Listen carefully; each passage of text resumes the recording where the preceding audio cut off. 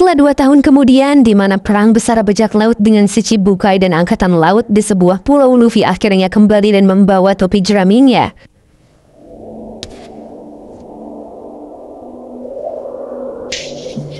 Margaret beserta semua bajak laut Kuja menjemput Luffy yang berada di tengah hutan rimba itu. Buruknya Margaret hampir diserang oleh para binatang buas di sana. Luffy pun datang dan membuat makhluk ganas itu ketakutan. Luffy juga sudah jadi yang terkuat di pulau itu.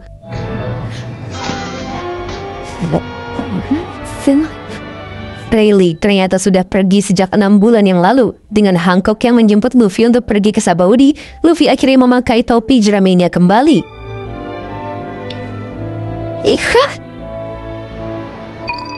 Di sisi lain, Sheki dan Rayleigh yang berada di barnya membicarakan Luffy. Bajak laut topi jerami benar-benar jadi terkenal. Mereka juga tak sabar ingin melihat perkembangan mereka. Tak lama datang seorang pria ke bar mereka. Ia adalah Zoro dan kru pertama yang sampai di Sabaudi.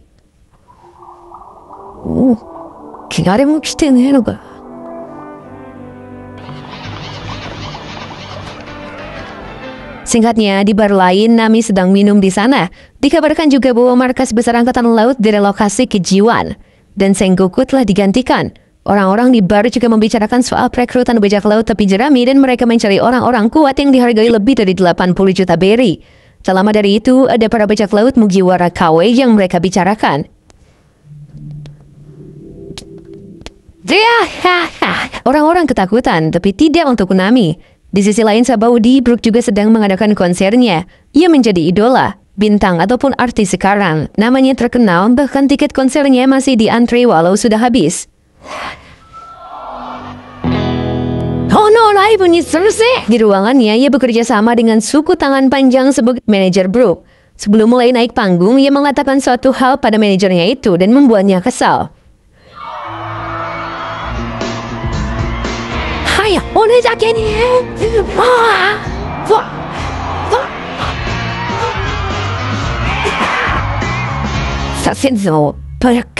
Di pinggiran pulau, Sanji juga diantar dan berpisah dengan para Okama. Setelah 2 tahun lamanya, Sanji pun bisa melihat wanita asli dan membuatnya terus mimisan kayak orang stres. Sanji,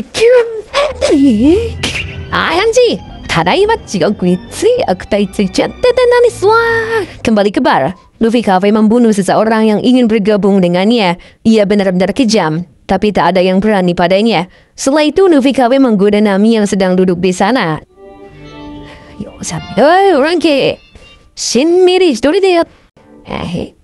Nami tahu mereka menggunakan bajak laut Mugiwara untuk menaikkan pamornya, dan Nami malah memanas-manasi si Luffy KW ini.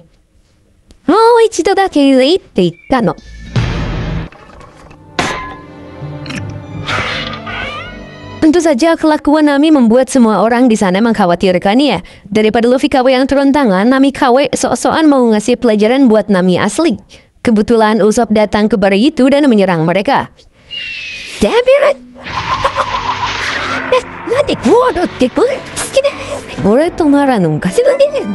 Usopp yang datang langsung dipeluk oleh Nami. Bahkan Usopp sekarang jauh lebih kuat. Daripada ngabisin waktu ngurusin remeh seperti mereka, Nami dan Usopp pun pergi untuk bertemu yang lainnya. Tapi diam-diam Nami sudah mengumpulkan awan hitam untuk memberikan mereka pelajaran.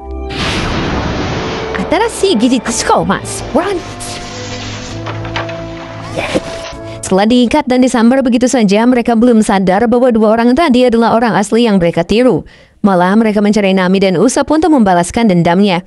Di sisi area Sabaudi, karena markas besar sudah direlokasi, di sini menjadi Jiwan yang dekat dengan pulau itu.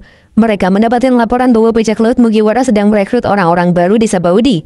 Pastinya mereka akan ke Sabaudi dengan cepat. Kembali ke Sabaudi, Robin ternyata sudah datang. Ia juga menghindar dari orang-orang yang berusaha menangkapnya. Ia yang belum tahu kabar apapun bingung, karena poster yang ia dapatkan adalah bajak laut Mugiwara yang sedang merekrut kru, sedangkan Brook malah wansar. Ia tak tahu apa yang sebenarnya terjadi. Sedangkan Franky setelah sampai di Sabaudi, ia langsung ngecek Sanigo setelah 2 tahun lamanya. Chopper juga sama, ia dengan gembira membeli permen kapas. Tak jauh dari sana, si Luffy KW dan antek-antek KW-nya terus mencari Nami dan Usopp. Mereka sengaja menembaki orang tak bersalah di sana.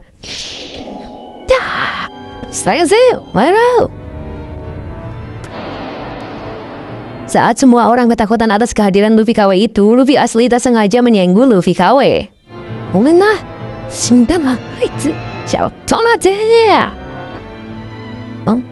Jelas saja Luffy KW yang disenggol itu emosi. Luffy juga hanya diam dan mengingat saat Hancock mengantarkannya ke Sabaody. Saat itu Hancock meminta Luffy untuk tidak macam-macam, bahkan harus menyamar jika diperlukan. Dengan segala perhatiannya, Hancock juga menyiapkan semua keperluan Luffy dalam ransel besar itu. Pertama tuh air tuh gimana? Takedo sabun di shoto shinke o toga. Kekoaya ka. Handa. Gimana tuh? Sanji yang sudah berada di bar Sheki baru mengetahui bahwa ia adalah yang ketujuh sampai di sana. Yang pertama, sekitar 10 hari yang lalu adalah Zoro. Setelah itu Franky. Duval juga telah berjasa atas penjagaan kapal Sanigo di Sabaody ini, walau ia harus babak belur mendapat serangan dari para pemburu harta. Setelah Franky yaitu Nami, Usopp, Chopper, dan Brook yang sedang melakukan konser besar di pulau ini. Jadi sudah ada 7 anggota yang sudah datang. Sisa tinggal 2 yaitu Robin dan Luffy. Tentu saja setelah tahu kaptennya dilatih Rayleigh, Sanji jadi kepo sama kekuatan Luffy sekarang. Di sisi Chopper, ia yang sedang jalan-jalan malah melihat tragedi rusuh dari para rookie yang ingin ke dunia baru. Tapi para rookie itu langsung terdiam ketika ada kru Mugiwara yaitu Zoro, Sanji, Robin, dan Chopper datang ke sana, termasuk para warga juga. Shushu, Kuroashinus, Wazuka Hostai. Mereka bahkan memberi jalan pada kru Mugiwara KW itu. Tapi kocaknya si Chopper malah percaya dan terus-terusan berusaha bicara sama mereka.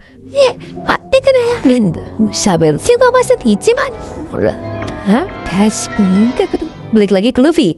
Ia malah ditodong oleh Luffy KW dan krunya. Tapi Luffy berusaha untuk diam saja pada mereka karena tak ingin ketahuan bahwa bajak laut tapi jerami telah kembali.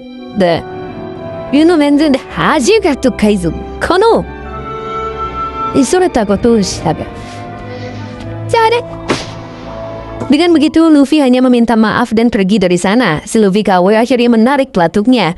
Tentu saja dengan Kenbun Shoku dan Hau Shokunya, ia menjatuhkan Mugiwara KW itu tanpa menyentuh.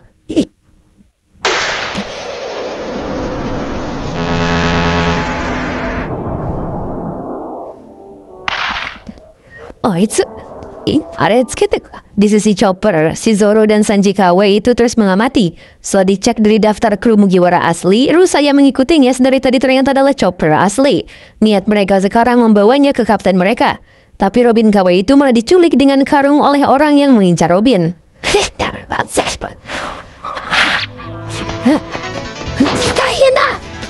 Tentu saja si Chopper yang percaya itu Robin asli panik. Dia juga akan membantu Zoro dan Sanji untuk menolong Robin. Sedangkan di sisi Sanji, ia terus jalan-jalan di Sabaody. Sampai pada akhirnya ia bertemu bapak-bapak yang sedang panik. Bapak-bapak itu mengatakan bahwa kenalannya hilang. Kenalannya itu adalah pria dengan 3 pedang, rambut hijau, dan 1 matanya terluka. Namun ia malah naik kapal bajak laut yang hendak ke Fishman Island.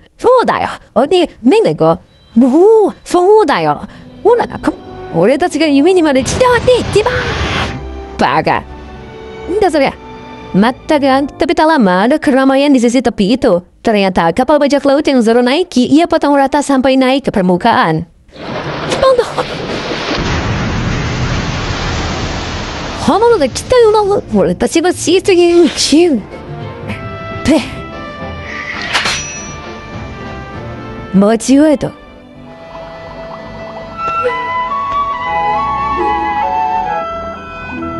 Di sisi Robin, ia menuju Sanigo dan bertemu dengan Franky. Saking bedanya Robin, Franky terpukau melihat kecantikannya.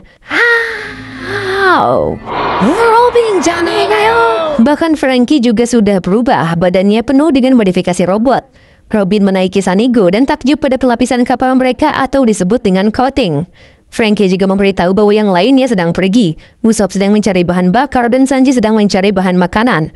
Robin pun menunjukkan poster buron Brook yang seperti poster konsernya. Franky akhirnya menjelaskan bahwa Brook sudah jadi superstar dan mungkin saja Brook sudah tak mau menjadi bajak laut lagi.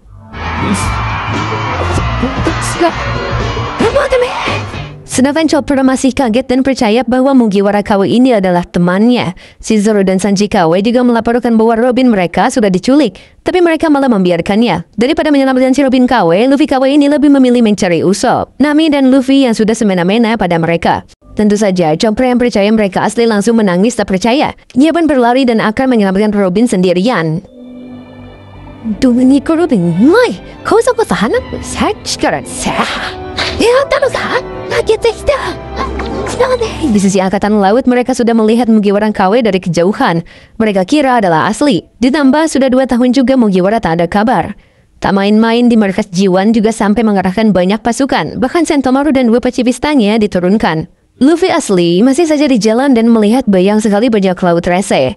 Sedangkan Usopp malah menemani Nami yang berbelanja. Zoro dan Sanji juga terus ribut. Saat Sanji lengah mengawasi Zoro, si Zoro sudah entah ada di mana.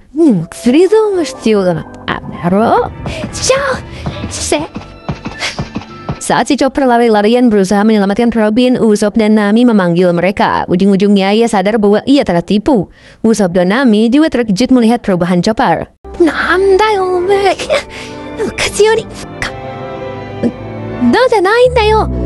Mereka pun jalan bertiga dan Chopper diperingati bahwa kapten mereka memang populer. Jadi lumrah saja jika banyak yang mengaku-ngaku. Si Zoro dan Sanji KW terus diperintah mencari Chopper tadi. Tapi mereka malah ketemu Luffy yang menyamar. Bodohnya Luffy percaya itu Zoro dan Sanji. Karena Luffy adalah salah satu dari 3 yang kaptennya cari, mereka akan memanfaatkan itu untuk mengarahkan Luffy ini ke tempat kapten mereka. Sedangkan Sanji dan Zoro, mereka yang ketemu lagi langsung adu bacot seperti biasa.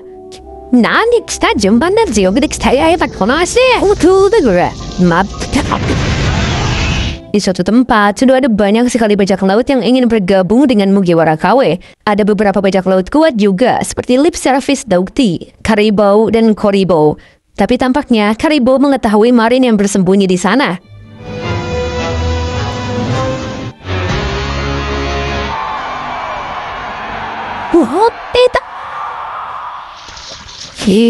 Di sisi Brook, ia telah selesai dengan konsernya dan beristirahat di belakang panggung. Saat itu, Denin Mushi Brook berdering.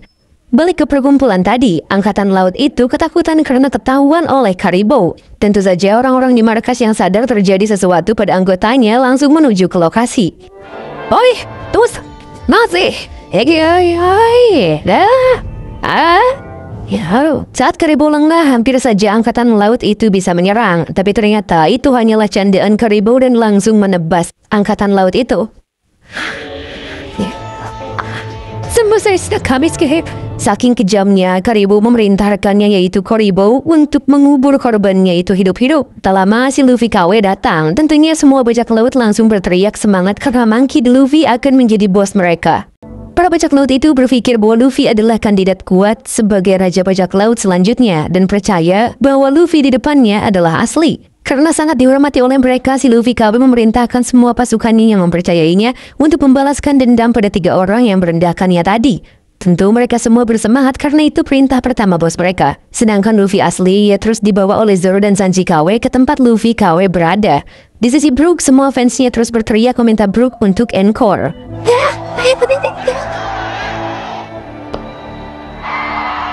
Brook paham, ia juga menerima teleponnya tadi, sedangkan manajernya terlihat mencurigakan. Brook pun keluar dari hebohnya teriakan fans. Di sana ia membuat semuanya diam karena akan mengatakan sesuatu, tapi kalimatnya terpotong karena suara tembakan dari angkatan laut yang sudah mengapungnya.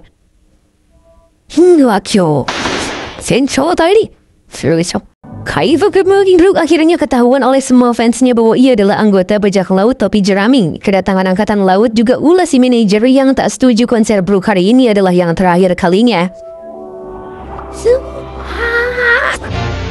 Oh my god. Di sisi Sanigo, Usopp dan Chopper terus terkejut karena Franky menjadi robot futuristik. Bahkan uniknya, ia bisa mengeluarkan tangan kecil di telapaknya. Franky juga membuat 2 temannya itu kagum karena ia bisa mengubah gaya rambutnya hanya dengan menekan hidungnya saja. Dalam pertemuan mereka, Rayleigh dan Shaggy datang. Rayleigh memberitahu bahwa ada keributan yang sedang terjadi. Brook yang dikepung oleh angkatan laut langsung mengatakan bahwa bajak laut tepi jerami telah kembali dan ia adalah salah satu krunya. Sebagai musisi di kapalnya, ia akan menemani sang kapten menuju puncak. Bukan membencinya, semua fans Brook malah terus bersemangat. Brook juga akan menampilkan lagu terakhirnya. Saking fanatiknya penggemar Brook, mereka berani menghalangi para angkatan laut yang hendak menangkap Brook agar konsernya tetap berjalan.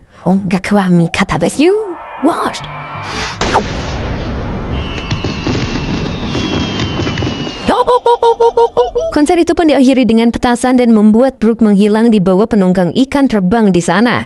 Di sisi Sunny, benar saja Shiki menjelaskan keributan itu berasal dari datangnya para angkatan laut karena ulah Luffy KW. Shiki juga lah yang menghubungi Brook atas kabar tadi. Sedangkan Luffy yang malah diajak bertemu dengan si Luffy KW. Pada intinya, Nami dan lainnya harus segera bergegas. Rayleigh juga memberitahu bahwa Luffy sudah ada di pulau ini. Karena khawatir dan hanya Luffy lah yang belum mereka temui, Chopper akhirnya berniat mencarinya saja sendirian. Aksi kaburnya Brook juga berhasil dan para fansnya benar-benar berani melawan angkatan laut demi Brook.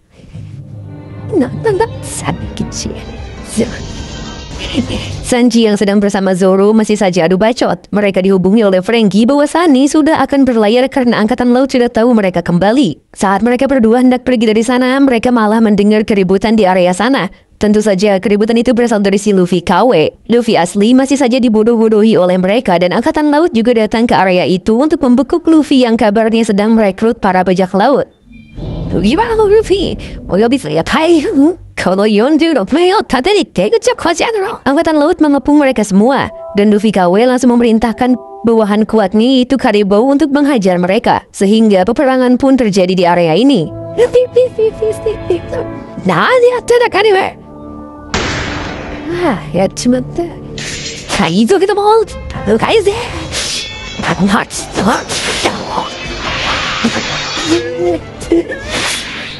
saking pintarnya bersilat lidah, Luffy KW memerintahkan semua bawahan membantai angkatan laut sebanyak-banyaknya dan yang terbanyak akan jadi orang kepercayaannya.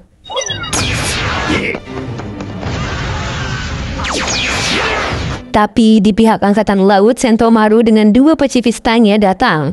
Tentu saja kedatangan mereka membuat Luffy KW benar-benar panik. Pembantaian pun dimulai. Saat semua bajak laut bergantung pada si KW, ia malah kabur begitu saja dan meninggalkan Luffy yang sedang menyamar.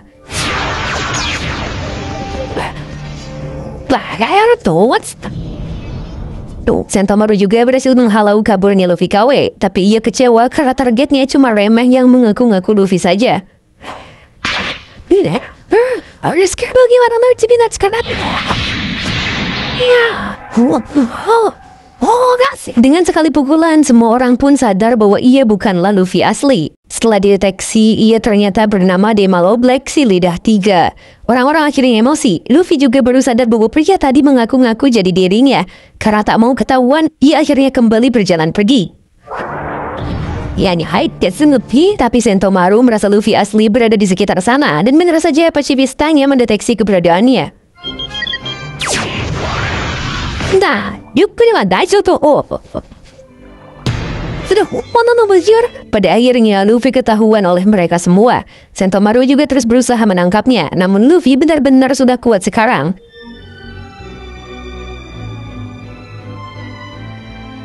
Bahkan ia bisa menghajar pasifistanya dengan sekali serangan.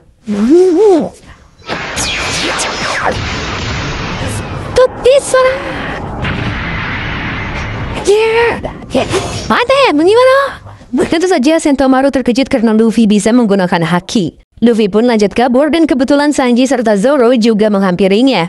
Tak tinggal diam, mereka berdua menunjukkan kekuatannya dengan pasifista itu.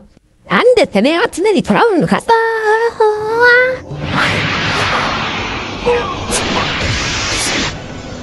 우리가 지었던데요. Baby, malah curang dah.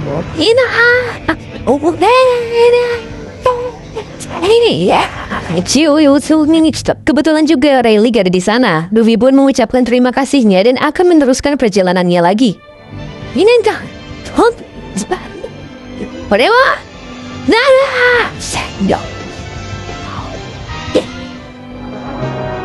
Di sisi lain, Hancock juga mengawasi gerak-gerik kepergian Luffy di luar pulau Sabaudi. Kepergian Luffy juga membuat Rayleigh meneteskan air mata karena ia adalah muridnya sendiri. Ia juga sempat mengingat saat ia melatihnya. Saat para angkatan laut tahu Luffy asli dan krunya hendak kembali berlayar, mereka pun langsung mengejar. Tapi Rayleigh langsung menahan pengejaran itu. Yes,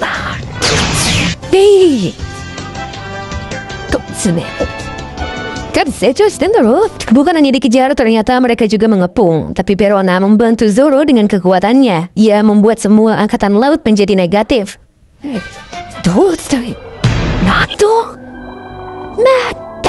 Kini wasliran itu sahid. Saat Verona menceramahi Zoro yang selalu tersesat, Sanji malah kayak orang stres karena baru melihat cewek asli lagi. Tak lama, Chopper dengan burungnya datang menjemput mereka. Nige michikana natte ne. Naze ka koko kara hana po. Yatta mitsukeeta. Kono koe. Brook juga telah sampai di Sanigo. Disusul oleh Luffy dengan menaiki burung yang dibawa Chopper. Rina, bye. Otakku agete ne. Pada akhirnya mereka bisa berkumpul kembali setelah 2 tahun lamanya. Sanji juga sampai pendarahan melihat perubahan Nami dan Robin. Kita do.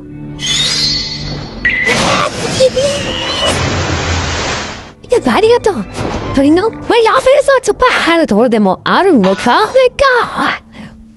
saat mereka sudah naik ke kapal semua, angkatan laut lagi-lagi menyerang. Tapi Hancock membantu mereka.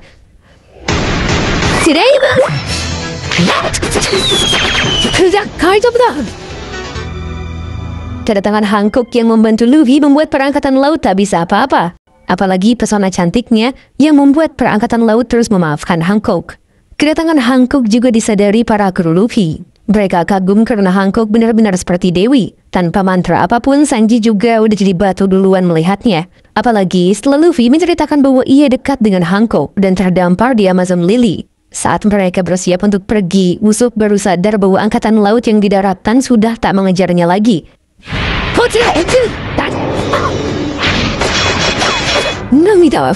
Ternyata perangkatan laut yang mengejarnya sedang ditahan oleh Herakles dengan serangga raksasanya. Di sisi lain juga, para kakek awet Ria membantu mereka dengan menurunkan hujan dan bubuk mesionya menjadi basah. Di sisi Luffy, Nami juga menjelaskan perihal cara kerja pelapisan kapal. Setelah Franky membuka kantong udara di bawah kapalnya, maka seluruh kapal menjadi mengembang. Hal itu menyebabkan tekanan mengapungnya berkurang dan Sunny bisa menyelam. Dan tentu saja, mereka akan bergerak sesuai arus laut setelah di dalam air. Verona juga tak tinggal diam, ia terus menghalau para angkatan laut. Bahkan burung yang mengantar Chopper juga sama.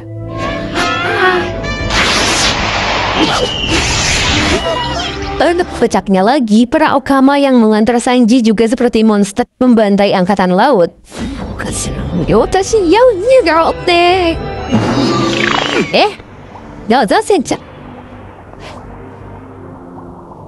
Dengan berkumpulnya para anggota topi jerami lagi, Luffy pun memimpin pelayarannya mereka selanjutnya ke dunia baru.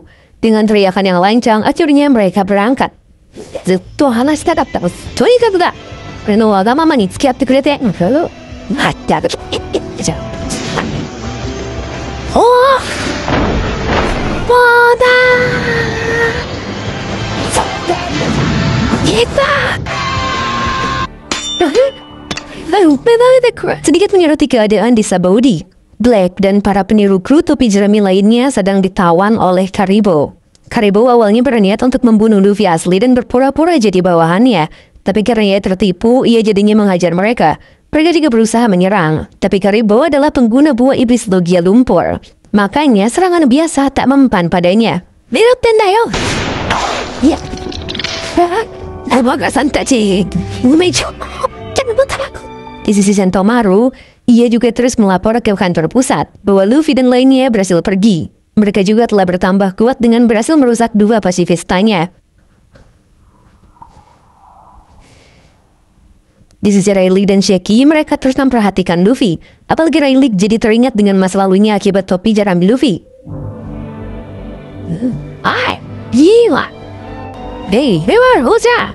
Saat itu Roger menemui Rayleigh dan mengajaknya untuk memutar balikan dunia. Mengingatnya saja, ia meneteskan air mata pada kaptennya itu. Rayleigh pun mengatakan bahwa mungkin benar tidak ada yang kebetulan di dunia ini.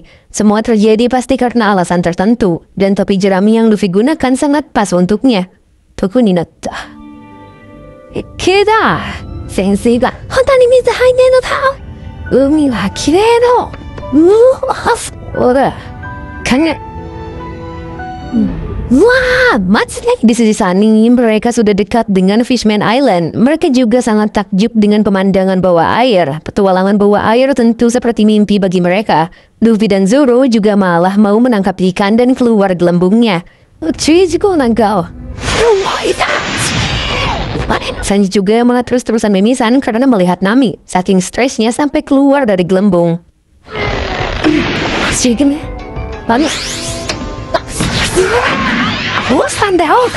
Berkat kejadian itu juga mereka jadi tahu bahwa gelembungnya bukan gelembung biasa dan sama dengan yang ada di Sabaudi. Gelembung itu dapat melar pada titik tertentu dan dapat dilewati oleh benda lain. Artinya jika mereka diserang oleh senapan, meriam ataupun makhluk buas, gelembungnya takkan pecah. Hal yang bisa memecahkan gelembung itu adalah terlalu banyaknya lubang secara bersamaan. Contohnya jika mereka dihit sinking atau jika kapal itu hancur karena tertabrak oleh batu atau parit. Tiang dan papan rusak jadi penyebab utama gelembung itu pecah. Dan faktanya 70% kapal yang hendak menuju ke Fishman Island berakhir tenggelam.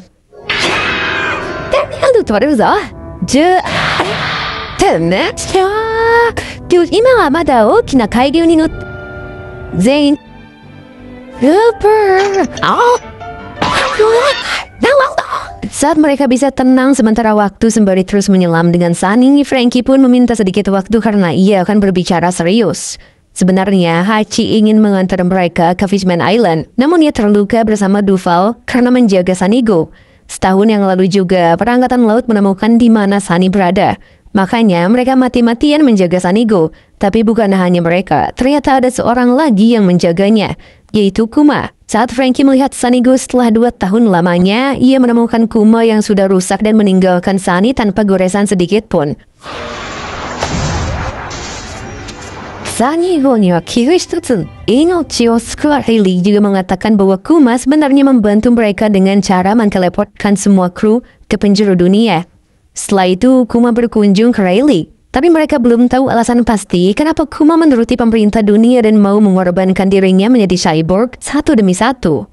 Yang jelas, Kuma membuat janji dengan Vegapunk yang memodifikasi dirinya untuk memasukkan satu program misi di kepalanya, yaitu mempertahankan kapal Mugiwara sampai mereka kembali. Itulah kenapa selama 2 tahun yang lalu dan tanpa kesadarannya sendiri, Kuma melaksanakan perintahnya sendiri sebagai senjata manusia untuk menunggu mereka.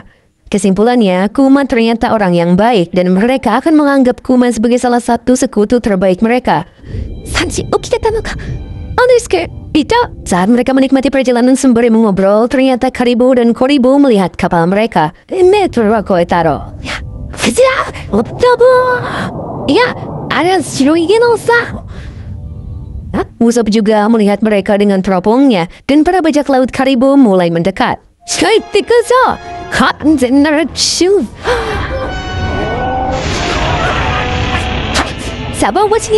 Karena sengaja ditabrak oleh bajak laut itu, mereka pun berusaha mengendalikan kemudinya. Ternyata tunggangan bajak laut itu adalah Momo yang mereka tahu. Nami juga berusaha mengingatkan si Momo itu. Karibo sembari menggebu-gebu langsung masuk ke gelembung Sunny untuk melawan Luffy.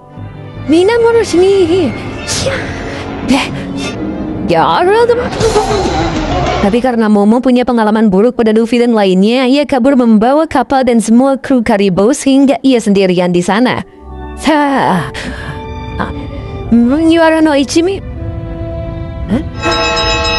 Pada akhirnya, Karibo hanya jadi pet bagi mereka. Beruntung Frankie tak melemparnya keluar gelembung. Nami juga bertanya padanya, mengapa Momo bersama mereka? Ternyata menurut Karibo, sudah banyak bajak laut yang menggunakan monster laut sebagai tenaganya.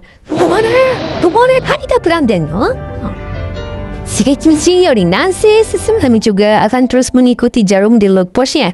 Karena arus yang ada di Grand Line tak bisa diprediksi dan tidak stabil.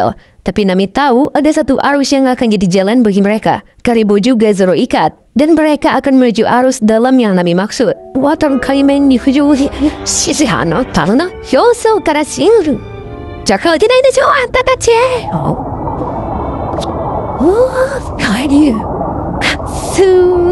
Singkatnya, mereka telah melihat arus dalam yang disebut plum. Tentu saja mereka semua takjub dengan arus itu. Tapi tampaknya Karibo melihat sesuatu yang mengerikan di sana. Shazam! Karibo memberitahu mereka bahwa ada monster di sana, tapi Luffy dan lainnya tak percaya. Sampai akhirnya sang Kraken pun menunjukkan wujudnya.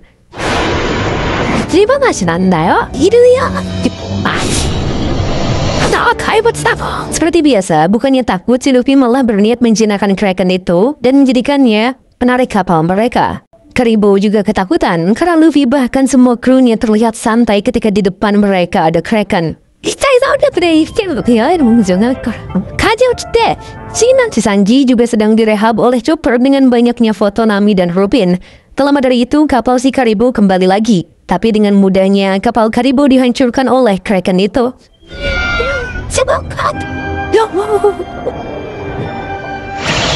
Karena Kraken itu hendak menyerang mereka, Luffy akan turun tangan. Tapi sebelumnya, Karibo memberikan alat gelembung personal agar manusia bisa bergerak di dalam air.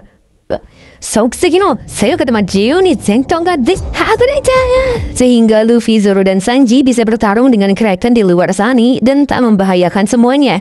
Sedangkan Franky dan Chopper berusaha menahan serangan Kraken itu agar tak mengenai kapal mereka. Dan Robin menahan kapal mereka agar tak menabrak gunung. Ada poin tuh. Musika Mina. Kondo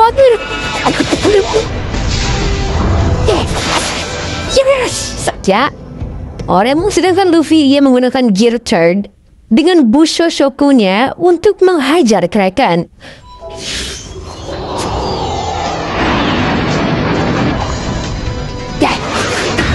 Begitu juga dengan Sanji, ia menunjukkan kecepatan hasil dari latihannya. Look, jump.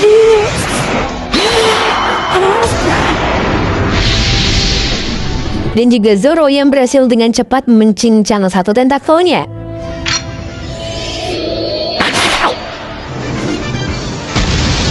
Yoke, jangka itu ga naraba.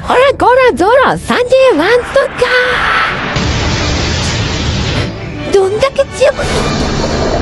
Setelah mereka mengalahkan Kraken itu, tak sengaja mereka menyelamatkan seekor hiu besar yang sepertinya jadi korban keganasan Kraken itu. Uniknya, yaitu memakai baju dengan tulisan krimin. Setelah Yu itu berterima kasih, ia masuk ke arus plum. Tapi karena arus itu sangat kuat, Luffy, Zoro, dan Sanji tak sempat kembali ke kapal, sehingga mereka berpisah.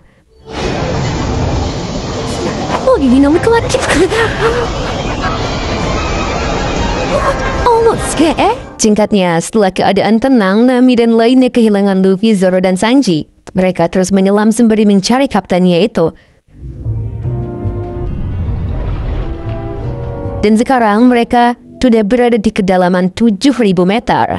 Butuh 3.000 meter lagi untuk mencapai pulau manusia ikan. Karena di sana terlalu gelap, Franky pun menggunakan pentil cahayanya dan terlihat sangat banyak sekali monster laut berenang-renang ria.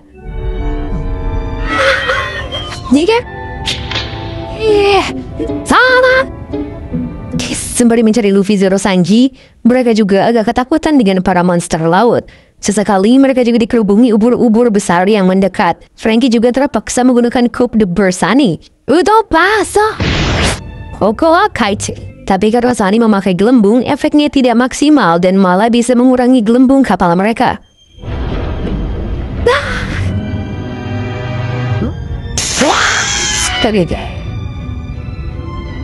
Selain itu, Brook juga baru sadar bahwa Karibo telah melarikan diri dengan adanya tali yang terlepas di dekatnya. Tapi ternyata Karibo bersembunyi di dalam tong. Ia berencana menghabisi kru topi jerami mumpung trio monster sedang tidak bersama mereka. Tapi persembunyiannya ketahuan oleh Franky, sehingga Franky langsung mengikat tong itu agar Karibo benar-benar tak bisa kemana-mana.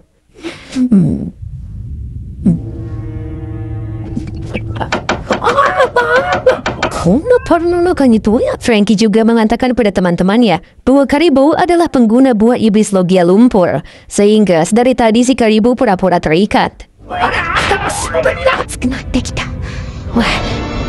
Setelah lama mencari trio monster dan membahas Karibo, mereka semua kepanasan dengan suhu sekitarnya. Ditambah sekitar mereka banyak asap sampai menghalangi pandangan mereka. Setelah dilihat oleh Nami, ternyata di sana terdapat aktivitas vulkanik di bawah laut. Tentu saja mereka harus putar balik. Karena bisa mengancam nyawa jika gunung itu meletus, terpaksa Frankie menggunakan Coupe de Burst berkali-kali karena selain menghindari gunung itu, mereka harus menghindari banyaknya monster laut.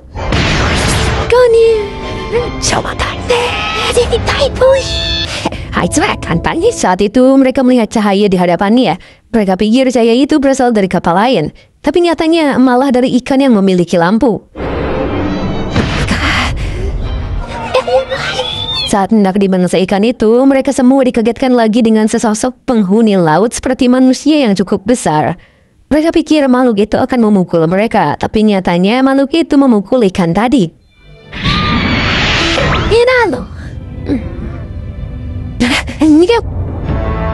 Bukan hanya makhluk tadi, mereka juga dikagetkan dengan adanya kapal menyeramkan dengan tulisan Flying Dutchman. What the Shining. Ada suara seseorang beserta krunya di dalam kapal Flying Dutchman itu. Seseorang itu mengakui namanya adalah Vanderdecken. Para kru SHP berpikir itu adalah kapal hantu, tapi mereka juga belajar dari pengalaman saat pertama kali bertemu Brooke. Bisa saja mereka bukan hantu. Brooke juga menceritakan legenda 1000 tahun di masa lalu. Saat itu, kapten dari sebuah kapal bajak laut berlaku aneh dan membunuh semua krunya satu persatu dengan cara melemparnya ke laut. Bahkan, sang kapten itu sampai mengutuk Tuhan. Nama kapten itu adalah Vanderdecken, dan nama kapalnya Flying Dutchman. Pada akhirnya, Tuhan murka dengan memberikan Vanderdecken siksaan yang tiada habisnya dengan terus berlayar ke sana ke sini di dalam lautan. Vanderdecken di dalam kapalnya ternyata mengincar harta dan kapal Sunny. Vanderdecken akhirnya memerintahkan si makhluk tadi yang bernama Wadatsumi dan ikan lampu bernama Ankoro untuk menghancurkan kapal itu. Awalnya Frankie akan menggunakan Coupe de Burst lagi, tapi bahan bakarnya habis. Tiba-tiba saja Kraken membantu mereka melawan Wadatsumi.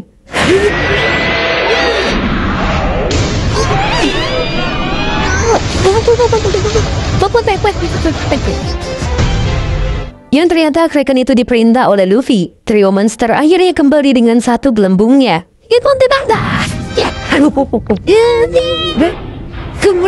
Luffy juga memberikan nama Kraken itu Surume dan memerintahkannya untuk menarik kapal mereka. Tapi perjalanan mereka kembali terhalang karena gunung bawah lautnya malah meletus. Bahkan Vanderdecken dan Wadatsumi pun terpaksa kabur dari area itu.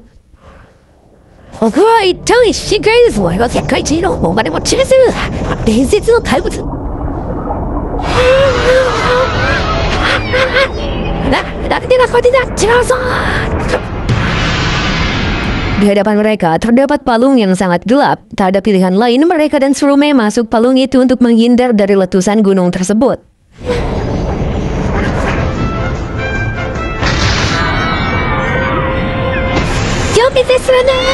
Tak selesai sampai di situ, mereka juga dikejar longsor yang masuk ke palungnya. Terpaksa Usopp unjuk gigi dengan pop greennya agar menahan longsoran itu.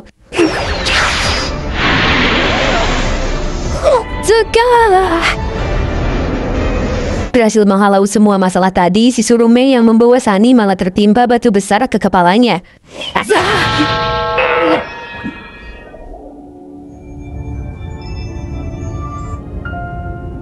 Wara!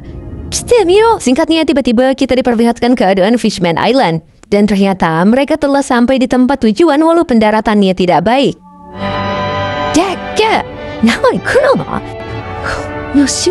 Di pulau itu terdapat gelembung besar yang mungkin ada udara di sana. Ada awan dan langit juga. Saat mereka berbahagia dan akan mencari pintu masuknya, ada sesuatu yang datang pada mereka. Yang ternyata mereka adalah kawanan monster laut besar beserta seseorang yang menungganginya. Saking ngerinya, Surume kabur dan meninggalkan mereka di sana. Para penunggang monster laut itu adalah manusia ikan. Mereka juga mengenali Luffy karena telah mengalahkan Arlong di masa lalu dan menyelamatkan Hachi di Sabaody. Mereka ternyata divisi pertempuran bajak laut manusia ikan, Hamon, Yuzu, dan Kasagon. Mereka juga membuat dua pilihan untuk Luffy dan lainnya, yaitu menggunakan simbol bajak laut manusia ikan atau tidak. Jika tidak, sudah jelas mereka akan menenggelamkan kapal mereka. Anda tahu? Nami yang tahu kaptennya tak akan bisa diajak kompromi meminta Frankie menggunakan semua bahan bakar Sunny agar bisa menggunakan Coupe de Burst untuk menghindari manusia ikan itu. Frankie, super. Jelas saja Luffy tak menerima tawaran mereka dan untungnya Usopp telah menambahkan bahan bakar. Lalu Frankie menggunakan Coupe de Burst lagi sampai pelapis kapal mereka menyusut. Frankie, itu.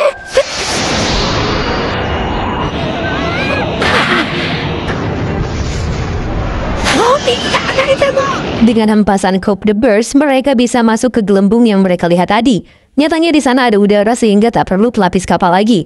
Tapi gelembungnya berlapis-lapis dan Sunny tak bisa menjangkau gelembung kedua. Tapi Frankie berhasil mengusahakannya. Di gelembung kedua itu, dalamnya adalah air sehingga mereka tenggelam. Hammond pun berniat mencari mereka sebelum Raja Neptunus yang menguasai Fishman Island menemukan mereka lebih dulu.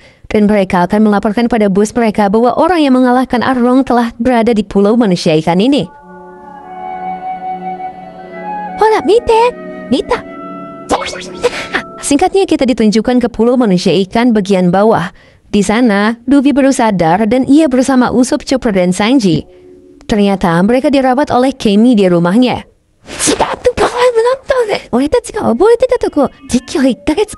Chopper juga memberitahu Luffy bahwa mereka terpisah dengan teman-teman yang lain. Sanji juga sudah berusaha mencari, tapi tampaknya mereka terlempar ke tempat lain. Baju mereka juga dirawat oleh teman Kemi, yaitu duyung kecil sebanyak 5 ekor. Kemi juga memberitahu bahwa mereka sekarang sedang berada di Teluk Duyung atau bagian bawah laut pulau manusia ikan, di mana para duyung wanita beristirahat, dan ada kafe duyung juga di area itu. Mendengar itu Sanji kembali stres karena merasa jadi beban oleh mimisan brutalnya. Sanji berjanji akan menahan diri kali ini.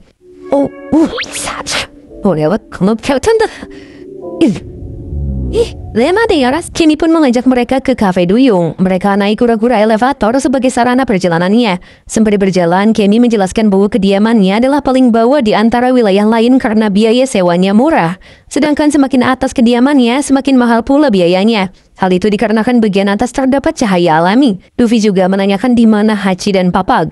Kemi pun memberitahu bahwa Hachi tinggal di distrik manusia ikan. Sedangkan Papag tinggal di kawasan atas karena di pulau ini, Papag terkenal sebagai desainer dan kaya raya. Di sana juga ada arus bernama Water Road, atau gampangnya adalah fasilitas jalan untuk penghuni pulau ini.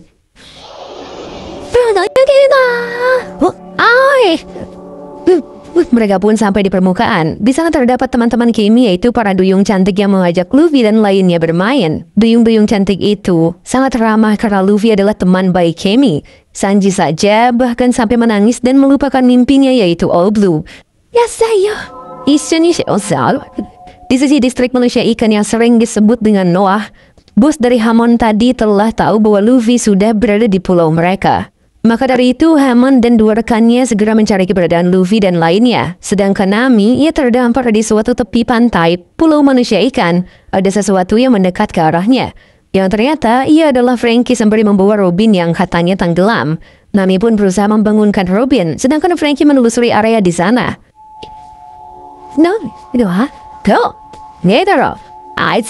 Menurut Frankie, Luffy dan lainnya masih belum ditemukan, tapi mereka harus masuk ke kota karena Frankie melihat kota di tempat ini.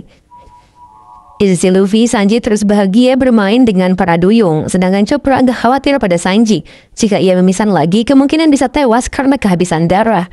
Ditambah darah Sanji langka. Luffy juga meminta Kemi suatu hal, yaitu bertemu dengan Jinbei. Mendengarnya, Usopp kaget karena Luffy berteman dengan orang-orang hebat. Selain dengan buah Hancock, Luffy juga berteman dengan Jinbei. Maka dari itu, Luffy menceritakan masa-masa sulitnya setelah peperangan Marineford.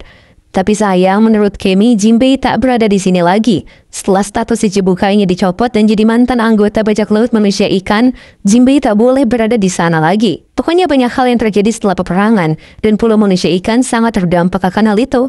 Tiba-tiba saja, para duyung kecil memberitahu Kemi bahwa kapal kerajaan datang ke area mereka. Karena takut terjadi apa-apa, Luffy dan lainnya bersembunyi.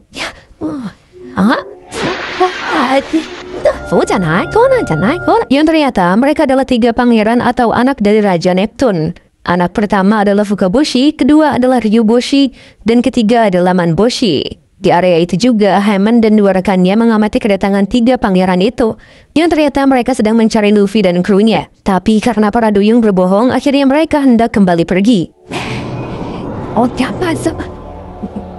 Parahnya Sanji yang bersembunyi dengan duyung dan menempel di opai duyung itu, malah pendarahan hebat sampai muncrat dan ketahuan oleh para pangeran. Kaizuk, begitu. Luffy, Usopp, dan Chopper panik dan mereka akhirnya ketahuan oleh para pangeran itu. Di sisi Zoro, ia yang tersesat sendirian dikepung oleh pasukan Neptune. Luffy juga sama, tapi Chopper memohon pada mereka untuk mendahulukan perawatan pada Sanji. Sanji membutuhkan darah. Chopper memohon untuk meminta bantuan mereka agar bersedia mentransfusikan darahnya pada Sanji, tapi ia juga tak tahu bisa atau tidaknya darah manusia ikan untuk manusia. Luffy juga sampai bersujud pada para pangeran. Untungnya, Kemi memberitahu bahwa transfusi bisa saja dilakukan untuk kedua ras itu. Hammond juga menunjukkan diri. Ia mengatakan bahwa tak akan ada manusia ikan yang mau mendonorkan darah untuk manusia, karena takut akan hukuman kebencian terhadap manusia. Lagi pula, mendonorkan darah untuk manusia bagi mereka dilarang karena peraturannya sudah seperti itu. Hal itu dikarenakan untuk mencegah terjadinya percampuran keturunan dengan manusia, dan manusia dianggap monster oleh manusia ikan. Semua itu juga berkaitan dengan pahlawan manusia ikan, yaitu Fisher Tiger. Di masa lalu, Fisher Tiger rela mempertaruhkan nyawa untuk menyelamatkan para budak manusia. Tapi saat itu, ia kehilangan nyawanya akibat tak mendapatkan transfusi darah dari manusia. Hammond juga memerintahkan Luffy menyerahkan satu krunya untuk dijadikan budak bagi bajak laut Fishman. Karena Sanji benar-benar membutuhkan pertolongan, Kimi pun bertindak. Sedangkan Hammond malah menyerang Luffy padahal level mereka sangat jauh di bawahnya.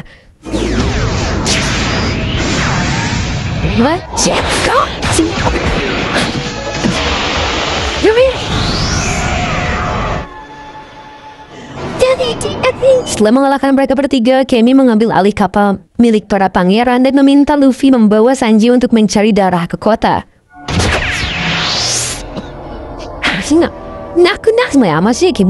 Dalam perjalanan, Kemi juga memberitahu mereka bahwa akhir-akhir ini sudah jarang sekali pengunjung manusia di pulau manusia ikan. Alasan pastinya belum diketahui, tapi kemungkinan ada seseorang yang menghalangi pengunjung untuk datang ke sana. Di sisi Fukaboshi juga terus menanyakan para duyung kenapa malah berbohong padanya. Padahal maksud dari kedatangannya adalah menyampaikan pesan dari Jinbei untuk Luffy. Luffy dan lainnya berusaha mencari orang untuk mendonorkan darahnya, tapi para manusia ikan itu acuh pada mereka. Di sela-sela mencari itu, Chopper melihat seorang manusia. Di sisi para duyung, mereka kepo terhadap gentong yang terbawa bersama Luffy dan lainnya. Mereka kira itu hanya sake atau harta. Singkatnya, Sanji kembali pulih karena ada manusia yang mendonorkan darahnya. Sanji awalnya mengira si pendonor adalah wanita cantik, tapi ternyata mereka adalah Okama yang kebetulan saja berada di Fishman Island.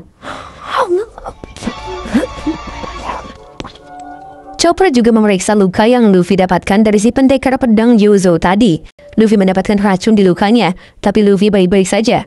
Menurut Chopper, antibodi Luffy sudah berkembang pesat, dan Luffy pun baru ingat bahwa ia pernah melawan manusia racun alias Magellan di Impel Down. Luffy juga mengakui Yozo bahwa ia bukan pendekar pedang biasa. Di sisi para duyung tadi, teman mereka hilang karena diculik seseorang. Jelas saja itu perbuatan Karibou yang gentongnya malah mereka buka. Balik ke Luffy, mereka diajak bertemu dengan pemilik kafe duyung yang memperbolehkan Sanji menginap tadi. Ia adalah Madam Shirley. Ia juga adalah seorang peramal yang akurat dan dipercayai orang-orang. Luffy juga ceplas-ceplos bertanya soal nasibnya di masa depan. Walau tak dijawab oleh Madam Shirley, mereka akhirnya berangkat menemui Papag yang katanya sedang di kafe duyung. Kimi juga memberitahu bahwa Madam cukup sakti dan akurat. Sejak kecil ia meramalkan bahwa akan ada banyak bajak laut yang ke Fishman. Padahal ramalan itu diungkapkan sebelum era bajak laut dimulai. Ditambah, ia sebelumnya meramal soal perang di Marineford dan kematian Shirohige. Sanji juga dirawat oleh Chopper, jadi mereka tak akan ikut jalan-jalan dengan Kemi. Saat mereka sampai di kafe duyung, ternyata si Brook sudah ada di sana bersama Papag. Papag juga langsung menyambut kedatangan Luffy di sana. Brook juga menceritakan bahwa saat ia terdampar, ia ditemukan oleh Papag saat itu. Karena Luffy suka daging dan cover manusia ikan tak ada hal seperti itu, Papag menyarankan mereka ke mansionnya saja. Mereka pun naik taksi. Kebetulan juga ada poster buron Vanderdecken di sana. Papag akhirnya memberitahu siapa Vanderdecken. Ia adalah orang yang terobsesi dengan anak Raja Neptune bernama Shirahoshi. Saking obsesnya, sampai melakukan tindakan ekstrim dan dicap mengancam negara. Raja Neptune adalah penguasa negeri ini. Negeri ini bernama Kerajaan Ryugu. Raja Neptune memiliki 4 orang anak, 3 pangeran tadi dan 1 putri alias Shirahoshi. Brook masih bingung soal Vanderdecken karena mitosnya Vanderdecken adalah kapal hantu. Papa Kagere menjelaskan bahwa cerita itu hanyalah dilebih-lebihkan. Tapi memang benar adanya, Kapten Vanderdecken di masa lalu memang sudah sampai di Fishman Island dan mati di sini. Tapi yang berada di kapal Flying Dutchman sekarang hanyalah keturunannya semata, bukan Vanderdecken asli. Selain itu, mereka disuguhkan pemandangan unik manusia ikan dan duyung. Menurut penjelasan Papa, jika ada seorang duyung dan manusia ikan menikah, maka anaknya bisa duyung ataupun manusia ikan. Mereka juga melihat lambang bajak laut Big Mom dan Papa mengatakan itu hanyalah pabrik permen. Untuk sekarang, lambang itulah yang melindungi Fishman Island. Sebelumnya adalah Shirohige, tapi karena ia telah dikalahkan, Big Mom lah yang mengambil alih keamanan pulau ini sekarang. Tapi sebagai ganti, manusia ikan diperintah untuk memproduksi permen. Tentu saja, pulau manusia ikan membutuhkan perlindungan dari nama besar yang berpengaruh seperti Shirohige atau Big Mom. Karena pulau ini adalah tempat singgah para bajak laut. Perbedaan Shirohige dan Big Mom juga terasa. Shirohige mengamankan Fishman Island tanpa timbal balik apapun. Beda dengan Big Mom yang mungkin dijadikan ladang berbisnis. Mereka pun telah sampai di mansion besar Papag. Sedangkan di sisi Madam Shirley, ia teriak-teriak sampai jadi pusat perhatian. Ternyata ia tersengaja meramal masa depan. Dan katanya Luffy akan membuat pulau manusia ikan hancur.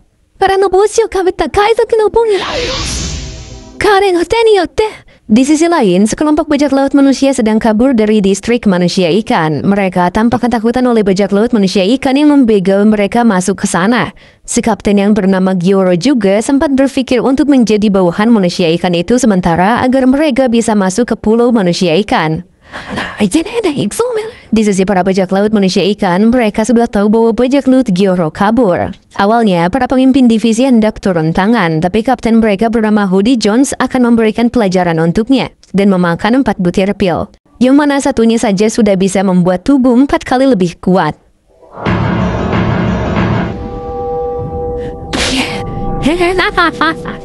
Di sisi lain, Papag memamerkan mansionnya. Ia juga terkenal, bahkan brand Creamin juga miliknya. Tapi si Luffy malah tertarik dengan toko baju Papag yang kebetulan si Nami sedang nawar di sana. Setelah berjumpa dengan Kemi dan tahu Papag pemiliknya, Nami diberikan gratis oleh Papag. Gak tanggung-tanggung mereka ambil banyak barang di toko itu. Fokus mereka pun teralihkan oleh keributan di luar toko, yang setelah dilihat sang Raja Neptune berkunjung ke sana sendirian. Sang Raja Ryugu itu pun turun untuk menyambut Luffy. Selain itu, Raja Neptune berterima kasih pada Luffy karena telah menyelamatkan peliharaan putrinya yaitu Megalo atau si hiu ini. Dengan tatapan serius, Raja Neptune mengundang Luffy dan teman-temannya ke istana Kerajaan Ryugu. Di sisi Chopper, Sanji berhasil membaik, tapi saat hidungnya kembali berdarah karena memikirkan Nami dan Robin, Splash dan Splata bercosplay jadi perawat dan membuat Sanji teriak-teriak. Semua orang kaget kenapa Raja mengundang manusia ke sana. Karena bagi mereka, istana Ryugu adalah tempat suci. Tapi karena diundang oleh Raja langsung, Luffy dan lainnya pun akan ikut. Mereka diberikan tumpangan oleh Megalo. Papag dan Kimi juga diperbolehkan ikut. Di sisi bajak laut Gyoro, mereka yang sedang kabur melihat adanya Hoodie Jones dengan lengannya yang diborgol. Hoodie akhirnya membantai mereka walau tanpa lengannya.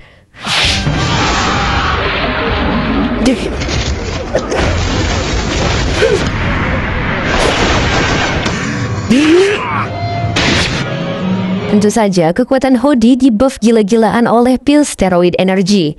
Pada dasarnya, manusia ikan dilahirkan 10 kali lipat lebih kuat dari manusia. Jika mengonsumsi 1 pil itu akan jadi 20 kali lipat. Apalagi tadi Hoodie memakan 4 pil sekaligus.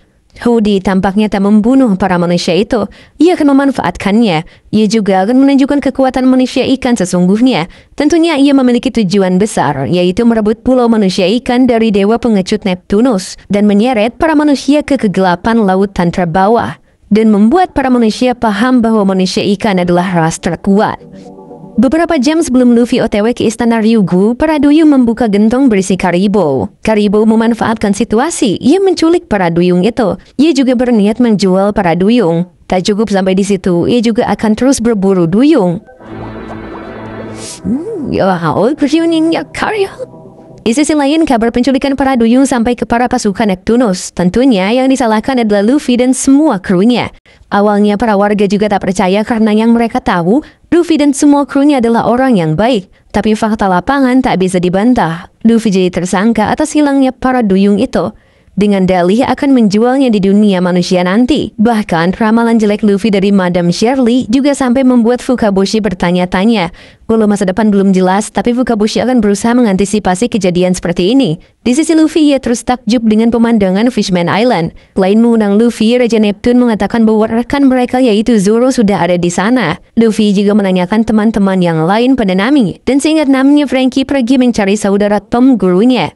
Dan Robin meneliti potongan sejarah di pulau ini. Nami juga menanyakan perihal cahaya di bawah lautan ini. Menurut Raja, cahaya itu berasal dari pohon-pohon raksasa yang disebut pohon matahari malam. Pohon itu mampu mentransfer cahaya matahari ke dalam laut. Mereka pun sampai di pintu masuk istana. Setelah Raja memberitahu ia telah pulang, jalan pintu istana yaitu air terjun menyambung gerbangnya. Raja Neptune juga memberikan alat gelembung personal agar manusia bisa mengakses tempat-tempat yang berisi air. Setelah mereka menggunakannya, mereka langsung masuk ke istana Ryugu. Di sana, Raja Neptune yang pulang langsung dimarahi oleh dua menterinya karena jalan keluar sendirian. Ditambah ada laporan dari Fukaboshi soal masalah di negara mereka. Diam-diam si Luffy malah pergi dari sana karena mencium bau makanan.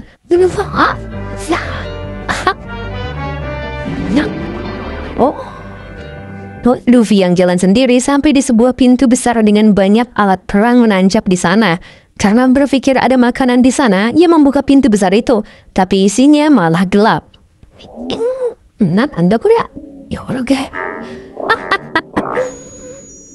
Setelah lampu itu menyala, ternyata ada Shirahoshi dan malah menangis karena takut pada Luffy.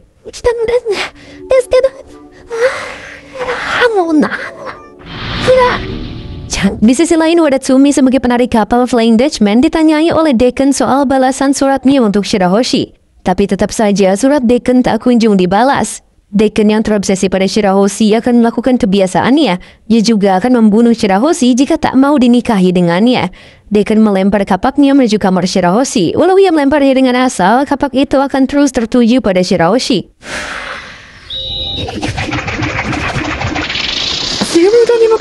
Luffy pun jadi kerepotan karena Shirahoshi terus-menerus menangis. Para penjaga dan menteri juga mengetahui suara tangisan Shirahoshi dan mereka menuju ke sana.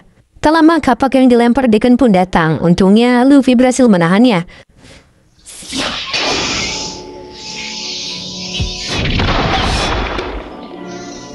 Sedangkan di sisi Nami dan lainnya yang awalnya mereka diundang raja untuk dijamu malah dikepung para pasukan Neptune. Menteri pun menjelaskan bahwa bajak laut topi jerami tersangka atas dua hal, yaitu menculik para duyung di lautan bawah, dan kedua, menurut ramalan Madame Shirley, mereka akan membahayakan pulau manusia ikan. Dan akhirnya mereka akan ditangkap untuk dijebloskan ke penjara. Di sisi Luffy, karena menteri dan pasukan datang ke ruangan Shirahoshi, Shirahoshi yang melihat Luffy bukanlah ancaman langsung menyembunyikannya. Shirahoshi pun beralasan bahwa ia menangis karena mimpi buruk, karena bukan masalah besar. Menteri pun memberitahu bahwa Luffy adalah tersangka dua masalah tadi. Kru pertama yaitu Zoro juga sudah dipenjara duluan. Nami dan lainnya juga kemungkinan hendak dibawa ke penjara. Hilangnya Luffy sekarang dianggap karena Luffy telah mengetahui rencana penangkapan mereka. Makanya ia dianggap kabur. Setelah menteri itu pergi, Shirahoshi mengeluarkan Luffy dan berterima kasih karena telah menyelamatkan Megalo. Mendengar laporan menteri tadi, Shirahoshi menanyakannya pada Luffy. Tapi Luffy malah biasa saja walau teman-temannya ditangkap. Luffy juga menanyakan asal kapak tadi, yang mana menurut Shirahoshi itu adalah ulah Vanderdecken. Kelakuan itu sudah biasa, makanya Shirahoshi di kamar terus selama 10 tahun. Vanderdecken juga pengguna buah iblis, kekuatannya bisa membidik apapun dengan akurat dimanapun dia berada selama sudah diberi tanda sentuhan. Dikarenakan Luffy kelaparan, Shirahoshi pun memberikannya makan. Sembari makan, Luffy mengobrol dengan Shirahoshi, lalu memberikan perhatiannya karena Shirahoshi telah 10 tahun tak keluar kamar. Luffy menanyakan tempat yang ingin dikunjungi Shirahoshi. Tentu saja ada banyak. dan Luffy siap menemani Shirahoshi keluar. Ia juga berjanji akan melindungi Shirahoshi jika terjadi pelemparan seperti tadi. Si Zoro juga malah molor di penjara, sedangkan di sisi Nami dan lainnya, mereka melawan para pasukan Neptune itu. Karena sudah keterlaluan membantai banyak pasukan Neptune, Raja Neptune sendirilah yang menyerang mereka. Untungnya Zoro dengan cepat datang dan menahan serangan sang raja. Di sisi Dekan, ia sedang menuju distrik manusia ikan. Di sana ia ternyata akan bekerja sama dengan Hody Jones. Mereka berdua memiliki misi yang sama, yaitu meruntuhkan kerajaan Ryugu dan melengsarkan Raja Neptune. Makanya mereka mau bekerja sama. Terlebih Dekan juga berniat menikahi Shirahoshi.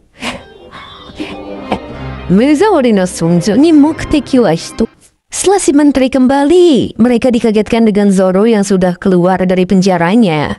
Karena Zoro melawan mereka, Raja Neptunus hendak memecahkan gelembungnya. Tapi diam-diam Nami menggunakan pembuat gelembung besar dan malah menghilangkan semua air di istana sang raja. Sehingga duel Zoro dan sang raja kembali terjadi. Iya. Di sisi Luffy, ia masih terus mengajak Shirahoshi keluar kamar untuk jalan-jalan. Tapi ia agak kerepotan karena Shirahoshi cengeng. Kembali ke Zoro, Brook dan Usopp menyalahkan Zoro karena terlalu berlebihan, bahkan sampai menawan semua lawannya di istana walaupun agak ngelawak.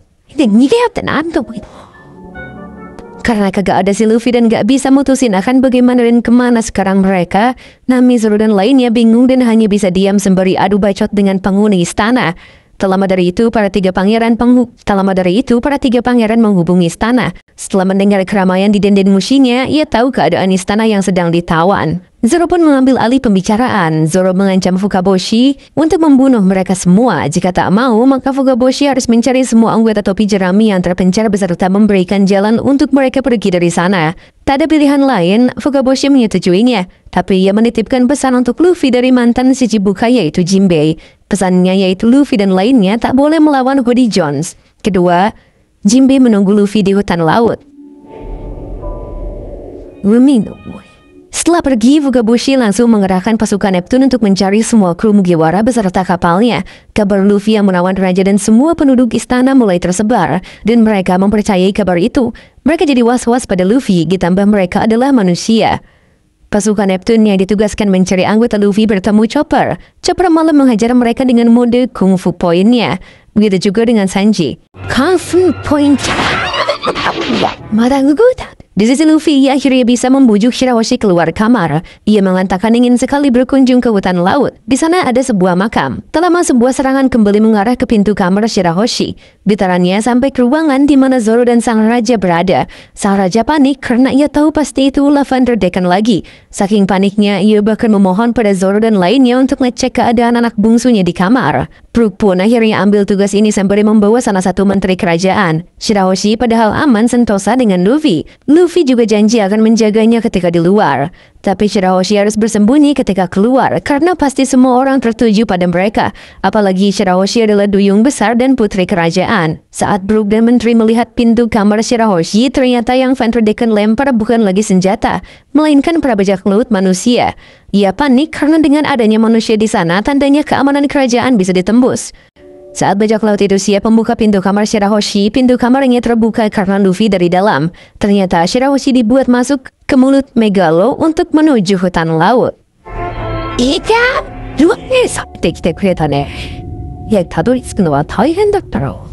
sedikit menyoroti Frankie, ia ternyata sudah bersama dengan saudara Tom gurunya. Mereka banyak mengobrol soal Tom dan kapal. Saudara Tom ini juga ingin melihat Sunny karena kapal itu ciptaan muridnya Tom. Tapi Sunny hilang. Untungnya saudara Tom ini tahu tempat di mana kapal-kapal hilang. Karena ketika bajak laut atau kapal apapun terbawa arus saat hendak ke Fishman, kapalnya pasti terseret arus sampai berhenti di suatu tempat. Jadi mereka akan ke sana. Weh, mate Victor.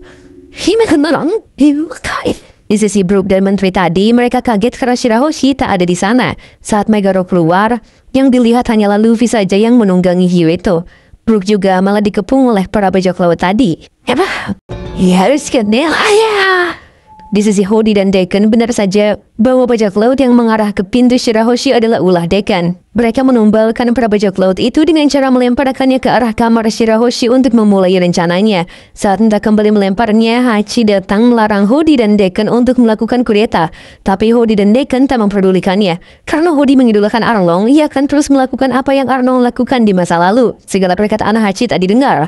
Hody juga muak dengannya.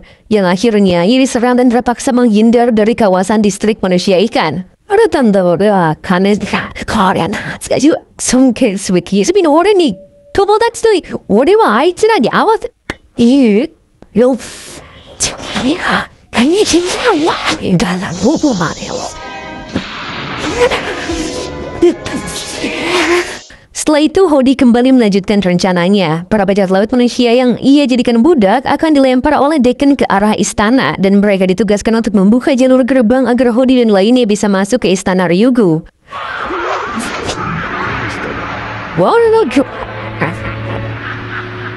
Di sisi Sanji dan Chopper, para pasukan Neptune tak bisa melawan karena mereka sangat kuat.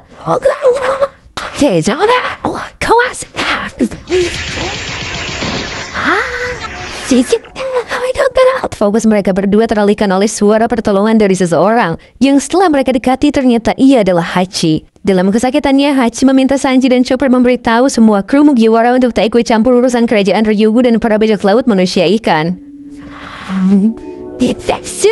Brook dan Menteri juga memberitahu Raja bahwa Shirahoshi telah diculik. Ditambah, para bajak laut manusia yang dilempar Decken sudah memasuki area istana utama Raja.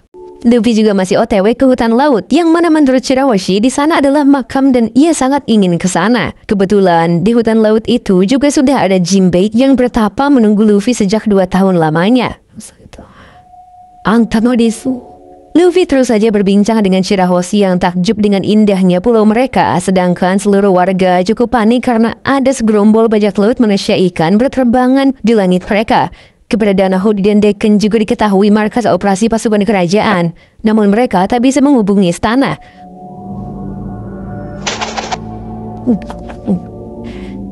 Hody dan Decken akhirnya mengerahkan pasukannya. Para pasukannya itu berpencar ke segala penjuru pulau.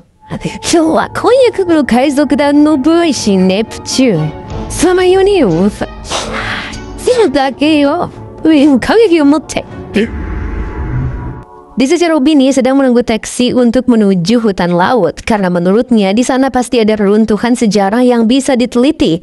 Tapi Robin malah dijegal oleh pasukan Neptune. Untungnya ia bisa melawan dan kabur dari sana.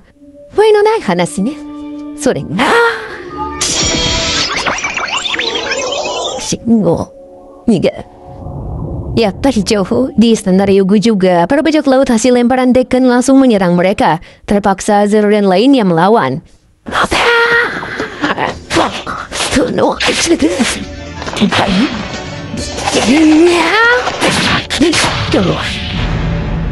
Lumayan sih, setelah Zoro mengalahkan semuanya, sang raja pun lagi-lagi panik karena putrinya hilang. Sang raja berpikir mungkin Shirahoshi masuk ke dalam mulut Megalo. Argumennya itu sangat konyol sampai-sampai semuanya tak percaya padanya.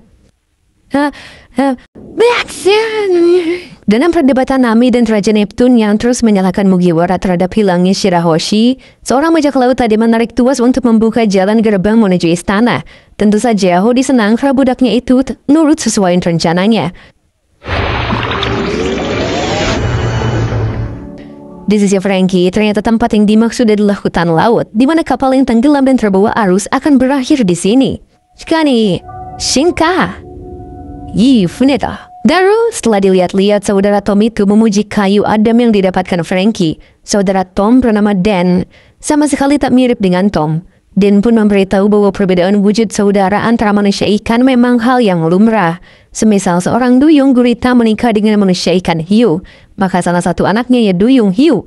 Jadi bukan hanya keluarga saja, tapi setiap individu memiliki perbedaannya sendiri. Dalam perbincangannya, Frankie bertanya pada Dan, siapa seseorang yang dari tadi duduk di sana?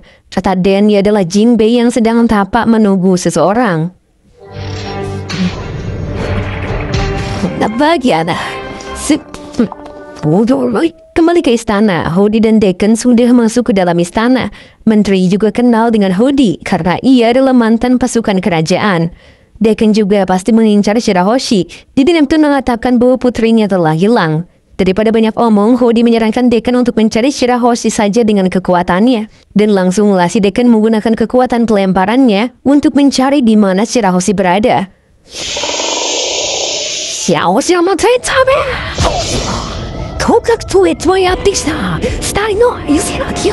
Di sisi Luffy, ia dan Shirahoshi melihat awan yang unik sampai si duyung besar ini mewek lagi karena keinget bapaknya. Luffy pun terpaksa menghiburnya sampai Megalo mau muntah. Di istana, dengan situasi seperti ini, si Hody merasa bajak laut tapi jerami membantu rencananya secara tidak langsung. Ia juga sangat membenci manusia, karena sejak kecil ia sering menyaksikan di mana para manusia menculik manusia ikan dan mendiskriminasinya. Saat mereka kecil, mereka juga hendak diculik, tapi untungnya Arlong membantu mereka dan menghajar para manusia itu.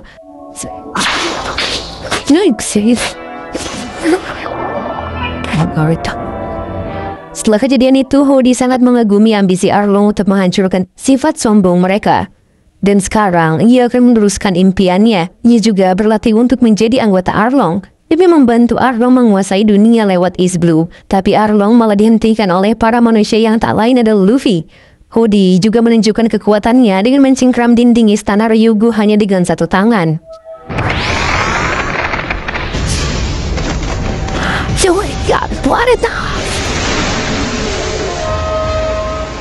Mengetahui suatu hal, Nami meminta Kemi mengantarnya ke suatu tempat. Dari rusaknya dinding itu, air di luar jadi masuk ke istana. Hody juga langsung menyerang para pasukan Neptune. Dengan begitu, Zoro menandingi Hody. Tapi tebasan Zoro ditahan oleh Hody dengan mengorbankan rekan manusia ikannya.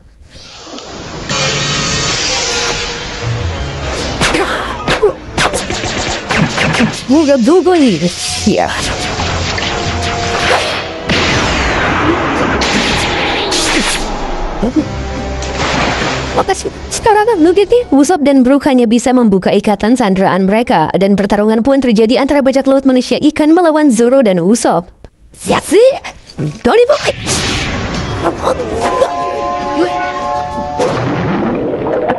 Di sisi Franky, Dan akan membantu Franky untuk membuat kelapisan kapal lagi. Kebetulan Robin juga ke sana, tapi Robin masuk ke dalam hutan untuk meneliti sejarah. Duel antara Zoro dan Hody juga sengit, karena Zoro harus melawan Hody di dalam air.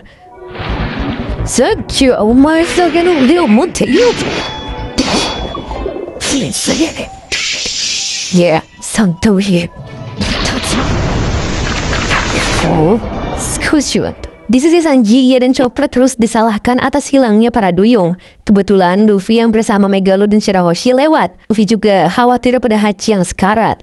Saat semua orang menyalahkan mereka atas hilangnya para duyung, Megalo tak kuat menahan Shirahoshi lagi di mulutnya, sehingga ia memuntahkan Shirahoshi. Orang-orang kembali kaget dan berpikir bahwa Luffy benar-benar penjahat dengan bukti itu.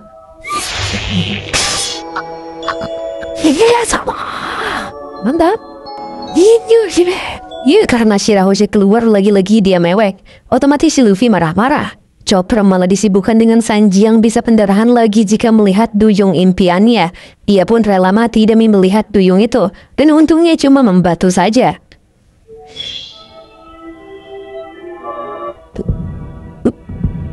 Ini kaget. Tidak hanya di situ, para warga malah akan menyerang Luffy dan lainnya untuk melindungi Shirahoshi. Luffy dan lainnya diikat, sedangkan Dekan datang untuk menculik Shirahoshi. Lagi-lagi para warga akan melawan Dekan. Tapi saat Shirahoshi mengatakan bahwa Dekan bukan tipenya, Dekan malah serius akan membunuhnya.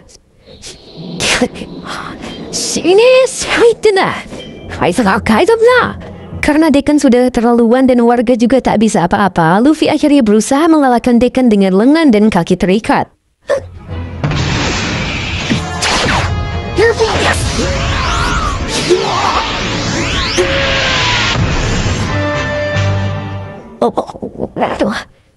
Setelah mengalahkan Dekan itu, Luffy meminta Shirahoshi membuka ikatan talinya. Hachi dan Sanji juga sudah sadar. Setelah itu, mereka pergi untuk melanjutkan jalan-jalan ke hutan laut. Dekan belum kalah, sedangkan para warga menganggap Luffy telah menculik Shirahoshi. Menurutnya, Shirahoshi adalah bukti bahwa ia telah diancam oleh Luffy.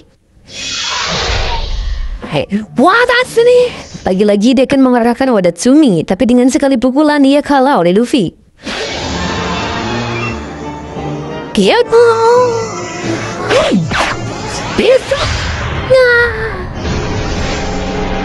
Minum ya. Duel Zoro dan Hody tetap berlangsung. Sedangkan Nami menuju hutan laut diarahkan oleh Kemi untuk bertemu Jinbei. Ia sepertinya paham suatu hal. Di sisi istana, sang raja juga merasa tak cukup kuat untuk melawan Hody. Ia akan merelakan status rajanya sekarang. Usopp juga khawatir akan Zoro. Setelah ia cek, ternyata Zoro berhasil menebas Hody di dalam air.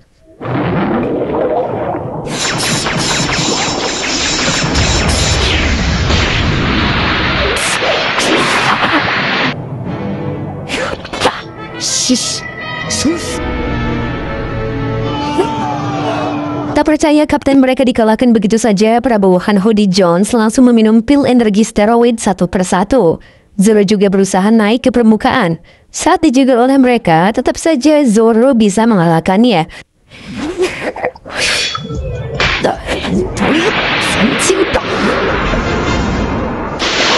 Raja Neptune juga berniat menyelamatkan orang-orang di istana itu dengan membawanya di tubuhnya. Dengan kekuatannya, ia melawan para bajak laut itu.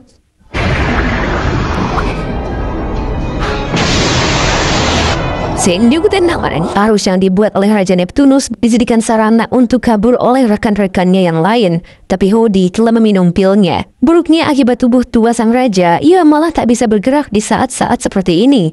Tapi paus tunggangannya datang untuk membawa raja. Tapi ia ditahan oleh Hody, sehingga raja, Zoro, Usopp, dan Bro tak bisa kabur dari sana. Raja pun memerintahkan semuanya pergi dan mencari Fugaboshi saja.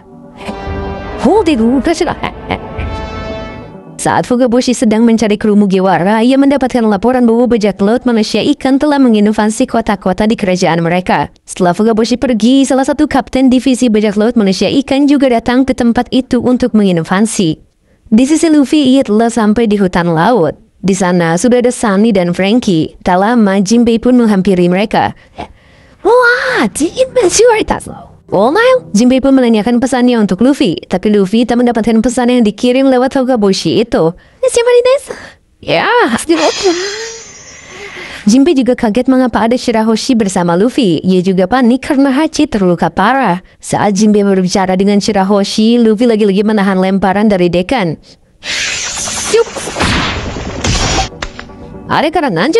Jinbei juga bingung dan kaget mengapa si Luffy bisa-bisanya membawa Shirahoshi ke hutan laut.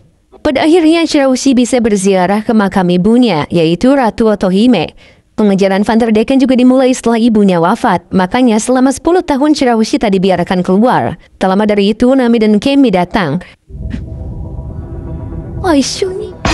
Mereka pun berkumpul di hutan laut ini. Jinbei juga meminta maaf karena pesannya tak langsung sampai pada Luffy, sehingga terjadi keributan yang tak terduga. Jinbei juga meminta waktu Luffy karena ia ingin bercerita setelah 2 tahun lalu bertemu dengannya. Ia juga berterima kasih kepada Luffy karena telah menghentikan kebrutalan Arlong di East Blue. Jinbei juga mengakui bahwa kebrutalan Arlong adalah tanggung jawabnya. Sontak semuanya terkejut.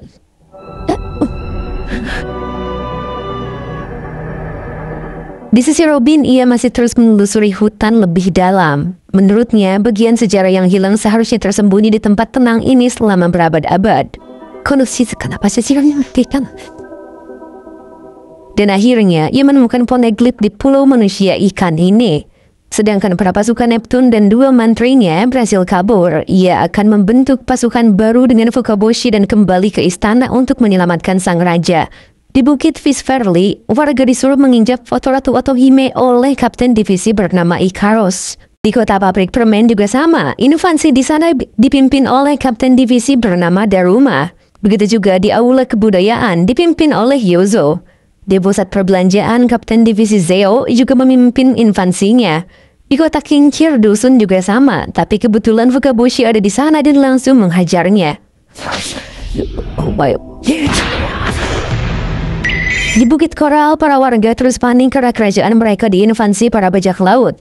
Karibou yang ada di sana juga terus menculik para duyung. Di hutan laut, kabar itu membuat Shirahoshi menangis. Tapi menurut Jinbei, Raja Neptune tak akan dibunuh. Ia juga akan menyelamatkannya.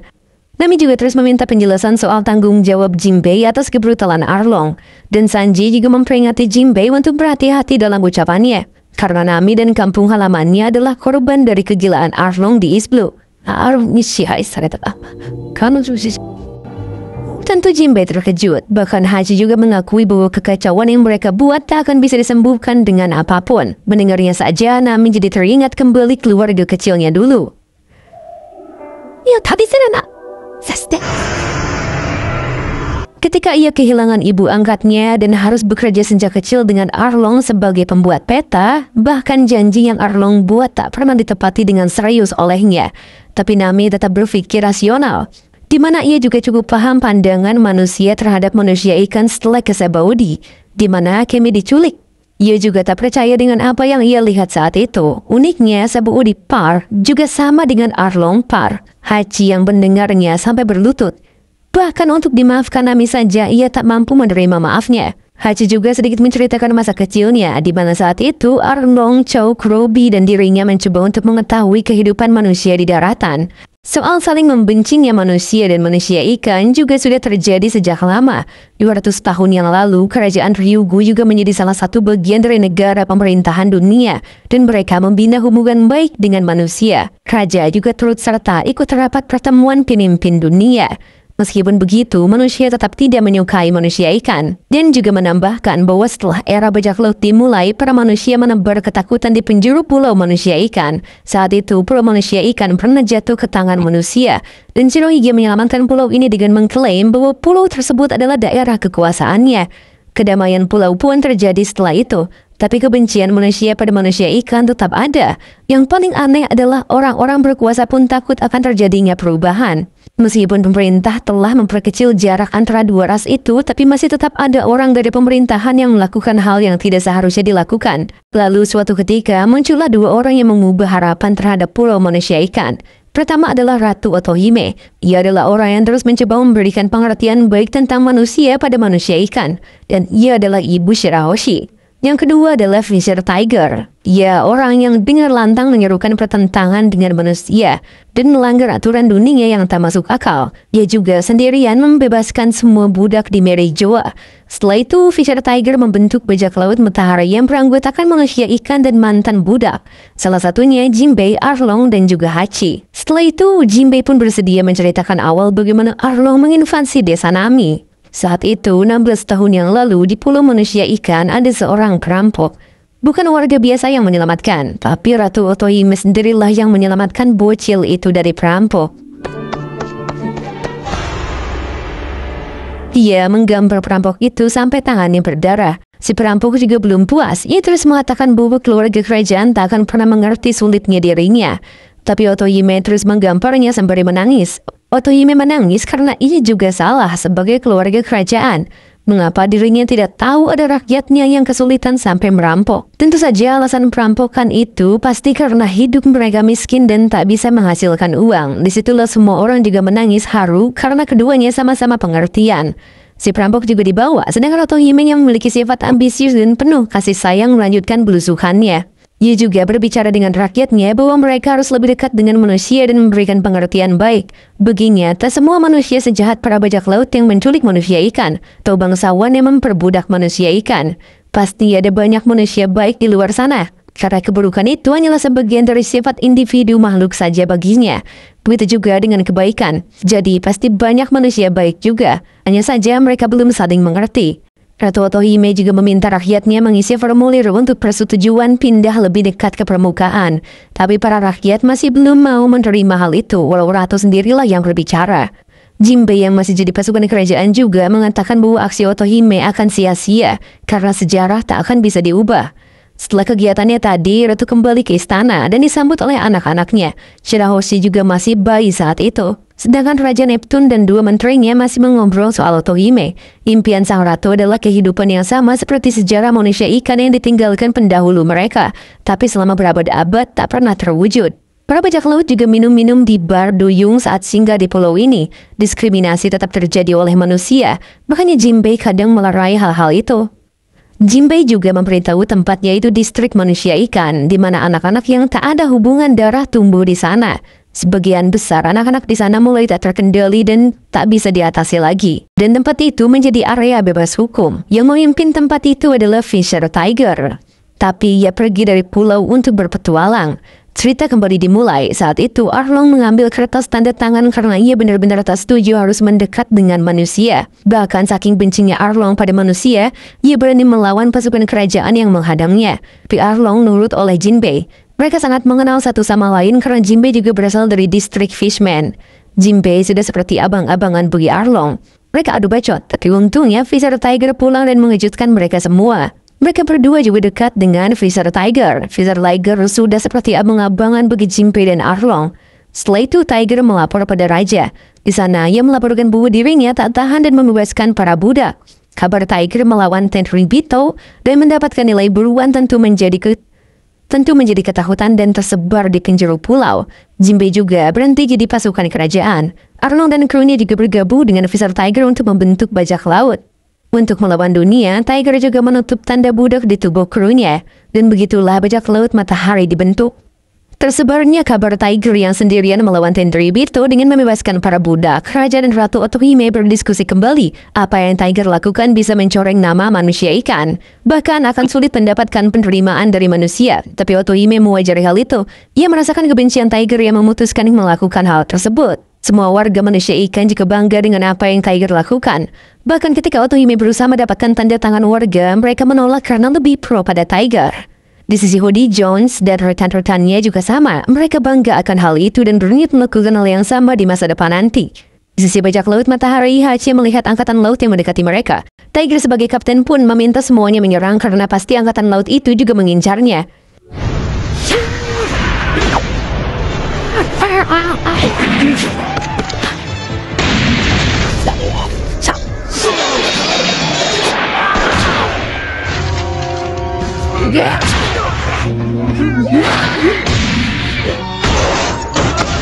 Tiger juga sampai turun tangan. Ia dituduh menyembunyikan para budak yang dilepaskannya. Sembari menghajar, Tiger menjelaskan bahwa ia tak menyembunyikan apapun. Lagi pula, semua krunya tak memiliki simbol perbudakan. Tiger pun memerintah semuanya mengambil harta dan makanan saja tanpa membunuh, lalu balik ke kapal mereka. Beda dengan Arlong, ia tak mendengarkan perintah kaptennya dan membunuh seorang angkatan laut. Insiden tadi sampai ke telinga Kizaru saat masih jadi wakil admiral. Tentu saja ia tak meremehkan kekuatan Tiger dan krunya. Di sisi Tiger, ia memarahi Arlong. Jinbei juga masih bersikap sama seperti Arlong, tapi Tiger memberitahu mereka bahwa manusia ikan tak seperti manusia. Mereka tak akan membalas diskriminasi dengan diskriminasi juga. Lagi pula mereka bukan pembunuh, dan bajak laut matahari adalah bajak laut kebebasan, bukan yang lain. Jika mereka melakukan hal yang sama seperti manusia, maka semua diskriminasi ini tak akan berakhir. Tapi Arlong tetap bersikukuh dengan argumennya. Ia masih ingin membalas manusia keji dengan kekejian juga. Singkatnya, bajak laut matahari terus bertempur setiap hari. Sebagai kriminal paling dicari pemerintah dunia. Di saat bersamaan, Ratu Otohime bertarung melawan perbedaan itu dengan caranya sendiri. Sampai pada akhirnya, Tiger mendapat nilai buruan sebesar 230 juta beri dan Jinbei 76 juta beri. Tentu saja, warga manusia ikan di pulau mereka mendapat kabar yang sama dan lebih bangga pada apa yang mereka lakukan. 3 tahun kemudian, mereka menemukan gadis kecil. Ia adalah korban dari perbudakan dan bebas karena ulah Tiger saat itu. Gadis itu bernama Koala, berumur 11 tahun. Ia juga berterima kasih pada Tiger karena telah menyelamatkannya 3 tahun yang lalu. Tiger pun membawanya dan bersedia mengantarkan Koala ke kampung halamannya. Tentu saja, Arlong yang sangat membenci manusia langsung memukul anak itu. Anak itu tak bisa menangis dengan mental budak yang sudah terbentuk. Ia langsung menyobek pakaiannya dan berusaha mengelap kapal mereka. Jinbei juga berusaha menghentikannya, tapi Koala benar-benar sudah bermental budak. Tiger pun turun tangan. Ia membawa Koala ke ruangannya lalu menutupi tanda Tenryubito-nya dengan lambang bajak laut matahari. Setelah ia bangun dari pingsannya, ia lagi-lagi tersenyum dan mengatakan tidak akan menangis. Sehingga Tiger langsung memerintahkannya untuk menangis saja. Karena mereka bukan Tenryubito. Tiger juga membuktikan bahwa ras mereka baik dengan membuang pistolnya ke laut. Kru yang lain juga sama. Dengan hati yang baik, Tiger akan memulangkan Koala ke kampungnya. Dan Koala pada akhirnya bisa menangis.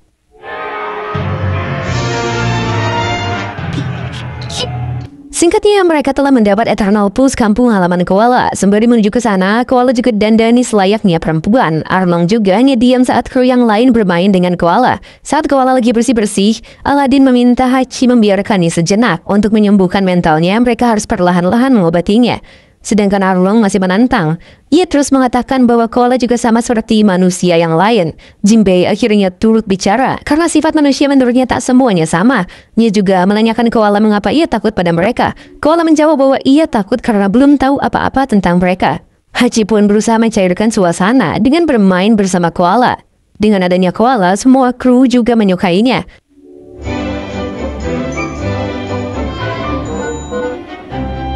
Dan pada akhirnya mereka sampai di kampung halaman koala yaitu Full Shot Island. Tiger juga mengantar koala masuk ke pulau. Tentunya para kru yang sudah dekat dengan koala menangis. Koala yang sedikit demi sedikit terobati berjanji pada mereka akan menceritakan kebaikan manusia ikan pada semua orang. Saking dekatnya koala dengan mereka, saat Tiger mengantarnya ia juga memegang lengan Tiger. Sedangkan Arlong ia masih saja dengan rasa bencinya pada manusia.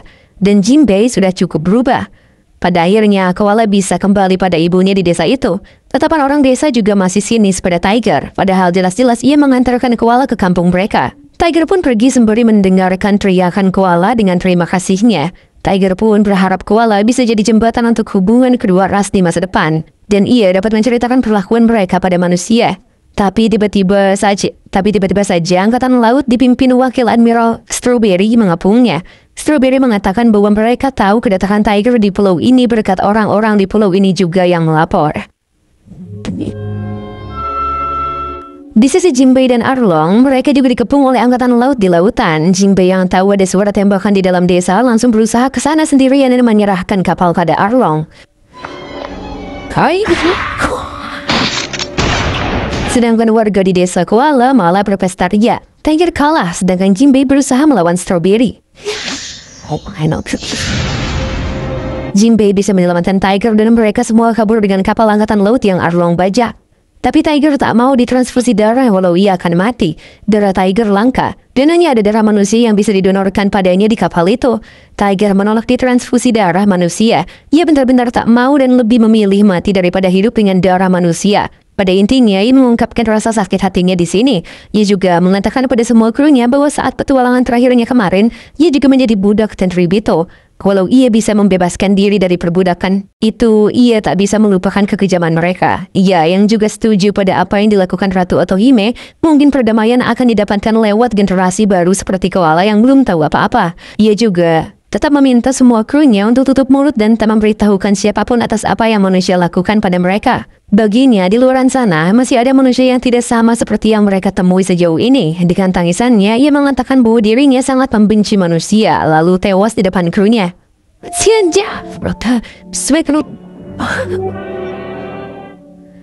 Begitulah akhir dari perjalanan Tiger. Setelah kematian sang kapten, Arlong benar-benar menggebu-gebu. Hachi saja tak bisa menahan Arlong untuk pergi sendirian. Ternyata Arlong membalaskan dendamnya pada sekumpulan angkatan laut. Yang tidak beruntungnya, Kizaru sebagai wakil admiral memimpin di kapal itu, sehingga Arlong ditahan di Jiwan oleh mereka. Di sisi lain, Jinbei dan Aladdin memperhatikan koran berita terbaru yang mengabarkan kematian Tiger adalah menolak transfusi darah. Tak jauh berbeda, tapi aslinya lebih tragis, yang mana Tiger menolak untuk transfusi karena hatinya menolak akibat pengkhianatan manusia. Itu dilakukan oleh Arlong, karena jika berita aslinya menyebar, maka nama baik Tiger bisa tercoreng. Jinbei juga menggantikan Tiger sebagai kapten di kapal itu. Jinbei juga memberitahu Raja dan Ratu di pulau, tapi Otohime tak akan menyerah dengan perjuangannya. Ia terus meminta tanda tangan warga untuk lebih dekat dengan manusia, tapi warga benar-benar menolak apalagi berita Tiger yang sampai pada mereka.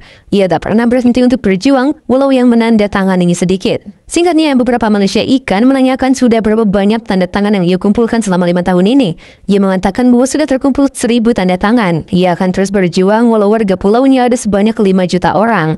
Dan ternyata, orang-orang tadi adalah sebagian dari 1000 orang itu. Mereka meminta menghapus tanda tangannya karena jadi tak setuju. Hal itu dikarenakan ada sekelompok manusia yang menjarah toko di pulau mereka. Makanya saat ia pulang, ia menangis. Dalam tangisannya itu, ia mengeluh tapi ada Denin Mushi di dekatnya sehingga seluruh warga bisa mendengar ucapannya. Nanggung stres, ia meluapkan apa yang ia pikirkan. Bahwa mereka sebenarnya bisa saja hidup sampai kapanpun di bawah lautan ini. Tapi lautan itu terbatas dan gelap. Tempat mereka juga hanya memiliki sedikit cahaya dan air tawar. Berbeda dengan di daratan yang memiliki cahaya tanpa batas dan tempat yang lebih indah.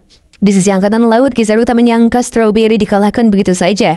Hal itu disebabkan Jinbei yang lebih berbahaya daripada Arlong. Maka dari itu, Jinbei ditawari jabatan Shichibukai oleh Angkatan Laut. Bahkan sekarang harga buronannya 250 juta peri. Jinbei menerima tawaran itu. Dia juga berbicara dengan raja bahwa dengan diangkatnya Jinbei jadi Shichibukai, maka Aladdin dan lainnya bisa hidup tenang tanpa jadi bajak laut.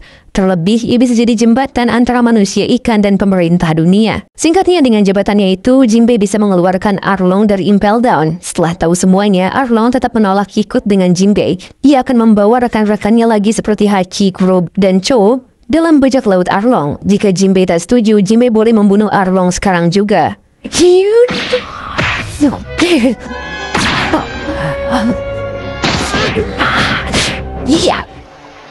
Walau sudah bertarung dan ada kesempatan membunuhnya, Jinbei tak kuasa melakukan itu. Ia malah membiarkan Arlong pergi dan melakukan apa yang ia suka. Dan pada akhirnya bajak laut matahari terpisah. Singkatnya, kru bajak laut matahari akhirnya bisa pulang dan tak jadi bajak laut lagi. Mereka jadi bajak laut karena lari dari perburuan pemerintah. Karena mereka mantan budak. Berkat Jinbei menjadi Shichibukai, mereka setidaknya bisa pulang. Jadi Shichibukainya Jinbei tentu menjadi pro dan kontra. Beberapa warga tak setuju Jinbei jadi anjing pemerintah seperti itu. Dan Jinbei menyadari hal itu juga. Di sisi raja dan ratu tak akan menyanyiakan pengorbanan Jinbei. Jinbei akan jadi jembatan antara manusia, ikan, dan pemerintah. Agar suara mereka bisa lebih mudah tersampaikan. Singkat cerita, ada sebuah kapal yang tenggelam dan terbawa arus. Bukan kapal bajak laut, melainkan kapal Tenryubito. Otohime juga langsung bergegas ke sana. Kapal yang tenggelam itu menyisakan Saint Mjosgard, satu-satunya yang selamat di sana. Semua warganya diam karena tahu kelakuan Tenryubito bagaimana. Dekan yang tahu juga langsung ke sana. Mjosgard juga mengingat kejadian sebelumnya. Saat itu, ayahnya mengatakan bahwa dengan Jinbei jadi Shichibukai, banyak manusia ikan yang pura-pura jadi bajak laut matahari di bawah komando Jinbei. Makanya Jinbei bisa membebaskan mereka. Mjosgard berusaha menangkap para manusia ikan yang bebas itu sampai ke pulaunya sekarang. Bawahan Jinbei yang kemarin pulang datang pada Mjosgard untuk membalaskan dendam mereka. Warga juga setuju. Tapi saat mereka hendak menembak Mjosgard, Otohime datang dan malah terkena tembakan itu. Penembakan itu disaksikan oleh Jinbei dan anak-anak Otohime sendiri. Tentu saja mereka panik. Di saat Otohime terlalu gegabah dengan sok menyelamatkan manusia itu, ia malah disandra oleh Mjosgard. Shirahoshi kecil yang khawatir menangis sampai menggetarkan keadaan. Bahkan tangisannya itu mengundang para Seeking ke sana. Jinbei dan Otohime menyadari suatu hal dalam diri Shirahoshi. Bahkan Hori dan Dekan. Dekan malah memiliki niatan buruk karena menurut legenda ada seekor duyung yang bisa mengendalikan Seeking. Saking luar biasanya kemampuan itu, leluhur Dekan alias Vander Dekan I sampai memutuskan ke dalam lautan. Dekan akhirnya akan memanfaatkan hal itu dengan cara menikahinya. Singkatnya, setelah Tenryubito itu ditolong dan diantar pulang, bukannya terima kasih, ia malah terus-menerus menghina bahkan akan memperbudak mereka lagi nantinya. Untuk menyuarakan lebih jauh lagi, Otohime berniat pergi bersama Mjosgard. Awalnya semua orang menolak hal itu, tapi ia benar-benar percaya apa yang dilakukannya bisa mengubah keadaan mereka. Setelah kepergian ratu, semua warga galau apalagi keluarga kerajaan. Dekan juga memiliki ide untuk membuat Shirahoshi bertambah dewasa dengan cepat menggunakan kotak tamate. Tapi mereka harus mencarinya. Setelah lamanya ratu pergi dari pulau mereka, akhirnya ia kembali. Kepulangannya membawa hasil. Ia berhasil meyakinkan Tenryubito dan pulang membawa sebilah kertas berharga yang berisi masa depan pulau mereka. Depan banyak warga, ia pun berpidato dan menunjukkan hasil kongres tersebut. Intinya, mereka bisa menjalin hubungan dengan manusia jika banyak di antara warga setuju mengisi formnya. Awalnya semua warga diam, tapi ternyata mereka serius dapat harapan kembali dan mengisi formnya. Setelah itu ia pun pulang. Ia berbicara dengan anak-anaknya bahwa para duyung bisa bicara dengan ikan, tapi tidak dengan sang raja lautan. Dan menurut legenda, setiap 1000 tahun sekali akan terlahir seorang anak yang bisa berbicara dengan Seeking. Dan ia adalah Shirahoshi. Mungkin ia akan digiring oleh seseorang sehingga bisa mengubah dunia. Begitulah cerita legendanya. Jika memang iya, maka Shirahoshi bisa jadi kunci untuk kedamaian pulau mereka. Ketika hari demi hari tanda tangan itu terkumpul, terjadi insiden pembakaran dan penembak Ratu Otohime.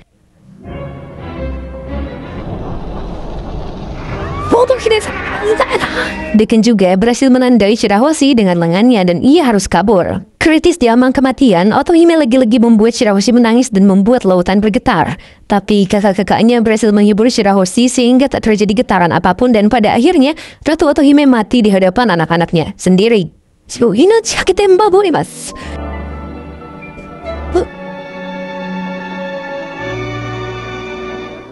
Jinbei yang menyaksikan insiden itu merasa sedih. Ia juga terus mencari siapa pelakunya dan para pasukan Neptune menemukan seorang manusia yang terkapar di sana. Mereka mengira manusia itulah pelakunya. Jinbei juga memerintah mereka untuk tidak mempublikasikan pelaku ini karena pasti akan membuat semua warga terpukul, bahkan Otohime sendiri. Tapi tidak untuk Hodi. Ia membawa mayat manusianya dan memberitahu semua orang bahwa ialah pelakunya. Kejadian ini sangat miris ketika semua orang berjuang untuk hidup bersama manusia, tapi manusia sendirilah yang membunuh pejuang itu. Jia juga terpukul. Ia jadi membenci manusia, tapi ironisnya ia tak bisa membalas perlakuan manusia karena menghargai perjuangan istrinya. Ia tak mau apa yang telah istrinya bangun runtuh karena emosinya saja. Setelah beberapa hari Raja mengurung diri, ia akhirnya keluar untuk pemakaman sang istri. Saat itu, ia mendapatkan surat yang mengarah ke Shirahoshi terus-menerus dari Dekan yang ingin menikahi anaknya. Tentu saja, ia tahu niat busuk Dekan dan terus menjaga anak-anaknya di istana. Makanya Shirahoshi dan kakak-kakaknya tak bisa ikut ke pemakaman ibu mereka. Saat pemakaman, Fukaboshi berpidato menggunakan denenmushi visual pada semua warga, bahwa mereka harus meneruskan mimpi dari Otohime, yaitu hidup berdampingan dengan manusia, walaupun mereka harus mengulanginya dari awal lagi. Dengan begitu, warga sepakat untuk meneruskan mimpi mereka dan tanda tangan berkumpulan lagi hari demi hari. Begitulah mereka berjuang melawan diskriminasi selama 16 tahun ini. Setelah itu dimulailah bajak laut manusia ikan yang dipimpin oleh Arlong, lalu membrutal di kampung halaman Nami. Seharusnya setiap Arlong membrutal, Jinbei datang untuk menghentikannya, tapi selama itu Jinbei tak mendapatkan informasi apapun, karena Arlong menyogok angkatan laut agar kelakuannya tak dilaporkan pada markas pusat. Sehingga Jinbei tak mengetahui apapun dari Arlong. Untuk menanggung semua itu, Jinbei menekuk lututnya dan siap bertanggung jawab. Sanjie pun meminta Jinbei untuk memotong perutnya saja sampai mati, tapi Nami menghentikannya. Nami mulai mengerti semuanya. Ia hanya membenci Arlong, bukan pada manusia ikan. Nami malah memaafkan Jinbei dan mereka semua harus melupakan masa lalu. Jelas Jinbei kaget. Ia jadi teringat dua pionir yang melawan diskriminasi, yaitu Otohime yang terus memaafkan siapapun pelaku yang menembaknya, dan juga Tiger yang memerintahkan mereka menyimpan dendam dan tak membalas kekejian diskriminasi pada manusia ikan. Jinbei pun menangis. Ia berterima kasih ketika ia siap untuk mati. Keadaan pun jadi haru karena kedamaian dan cerita ini. Tiba-tiba Luffy jatuh yang ternyata dia molor sejak awal Jinbei bercerita. Mereka pun sekarang fokus membahas Hodi dan Dekan. Menurut Hachi, Hodi lebih parah dari Arlong. Arlong memang benci pada manusia, tapi ia tak pernah melukai manusia ikan. Sedangkan Hodi, ia berani membunuh manusia ikan yang tak sependapat dengannya. Lagi pula, tujuan utama Hodi adalah membatalkan kongres yang akan dilakukan oleh Raja Neptune. Karena tahun ini jadwal kongresnya dan tanda tangan manusia ikan sudah tercukupi. Raja Neptune akan menghadiri kongres dan merelokasi pulau manusia ikan. Tiba-tiba ada denenmushi visual besar datang. Denenmushi itu ternyata menayangkan pidato Hodi dan semua warga bisa melihatnya. Ore wa Hodi, ジョーンズだ。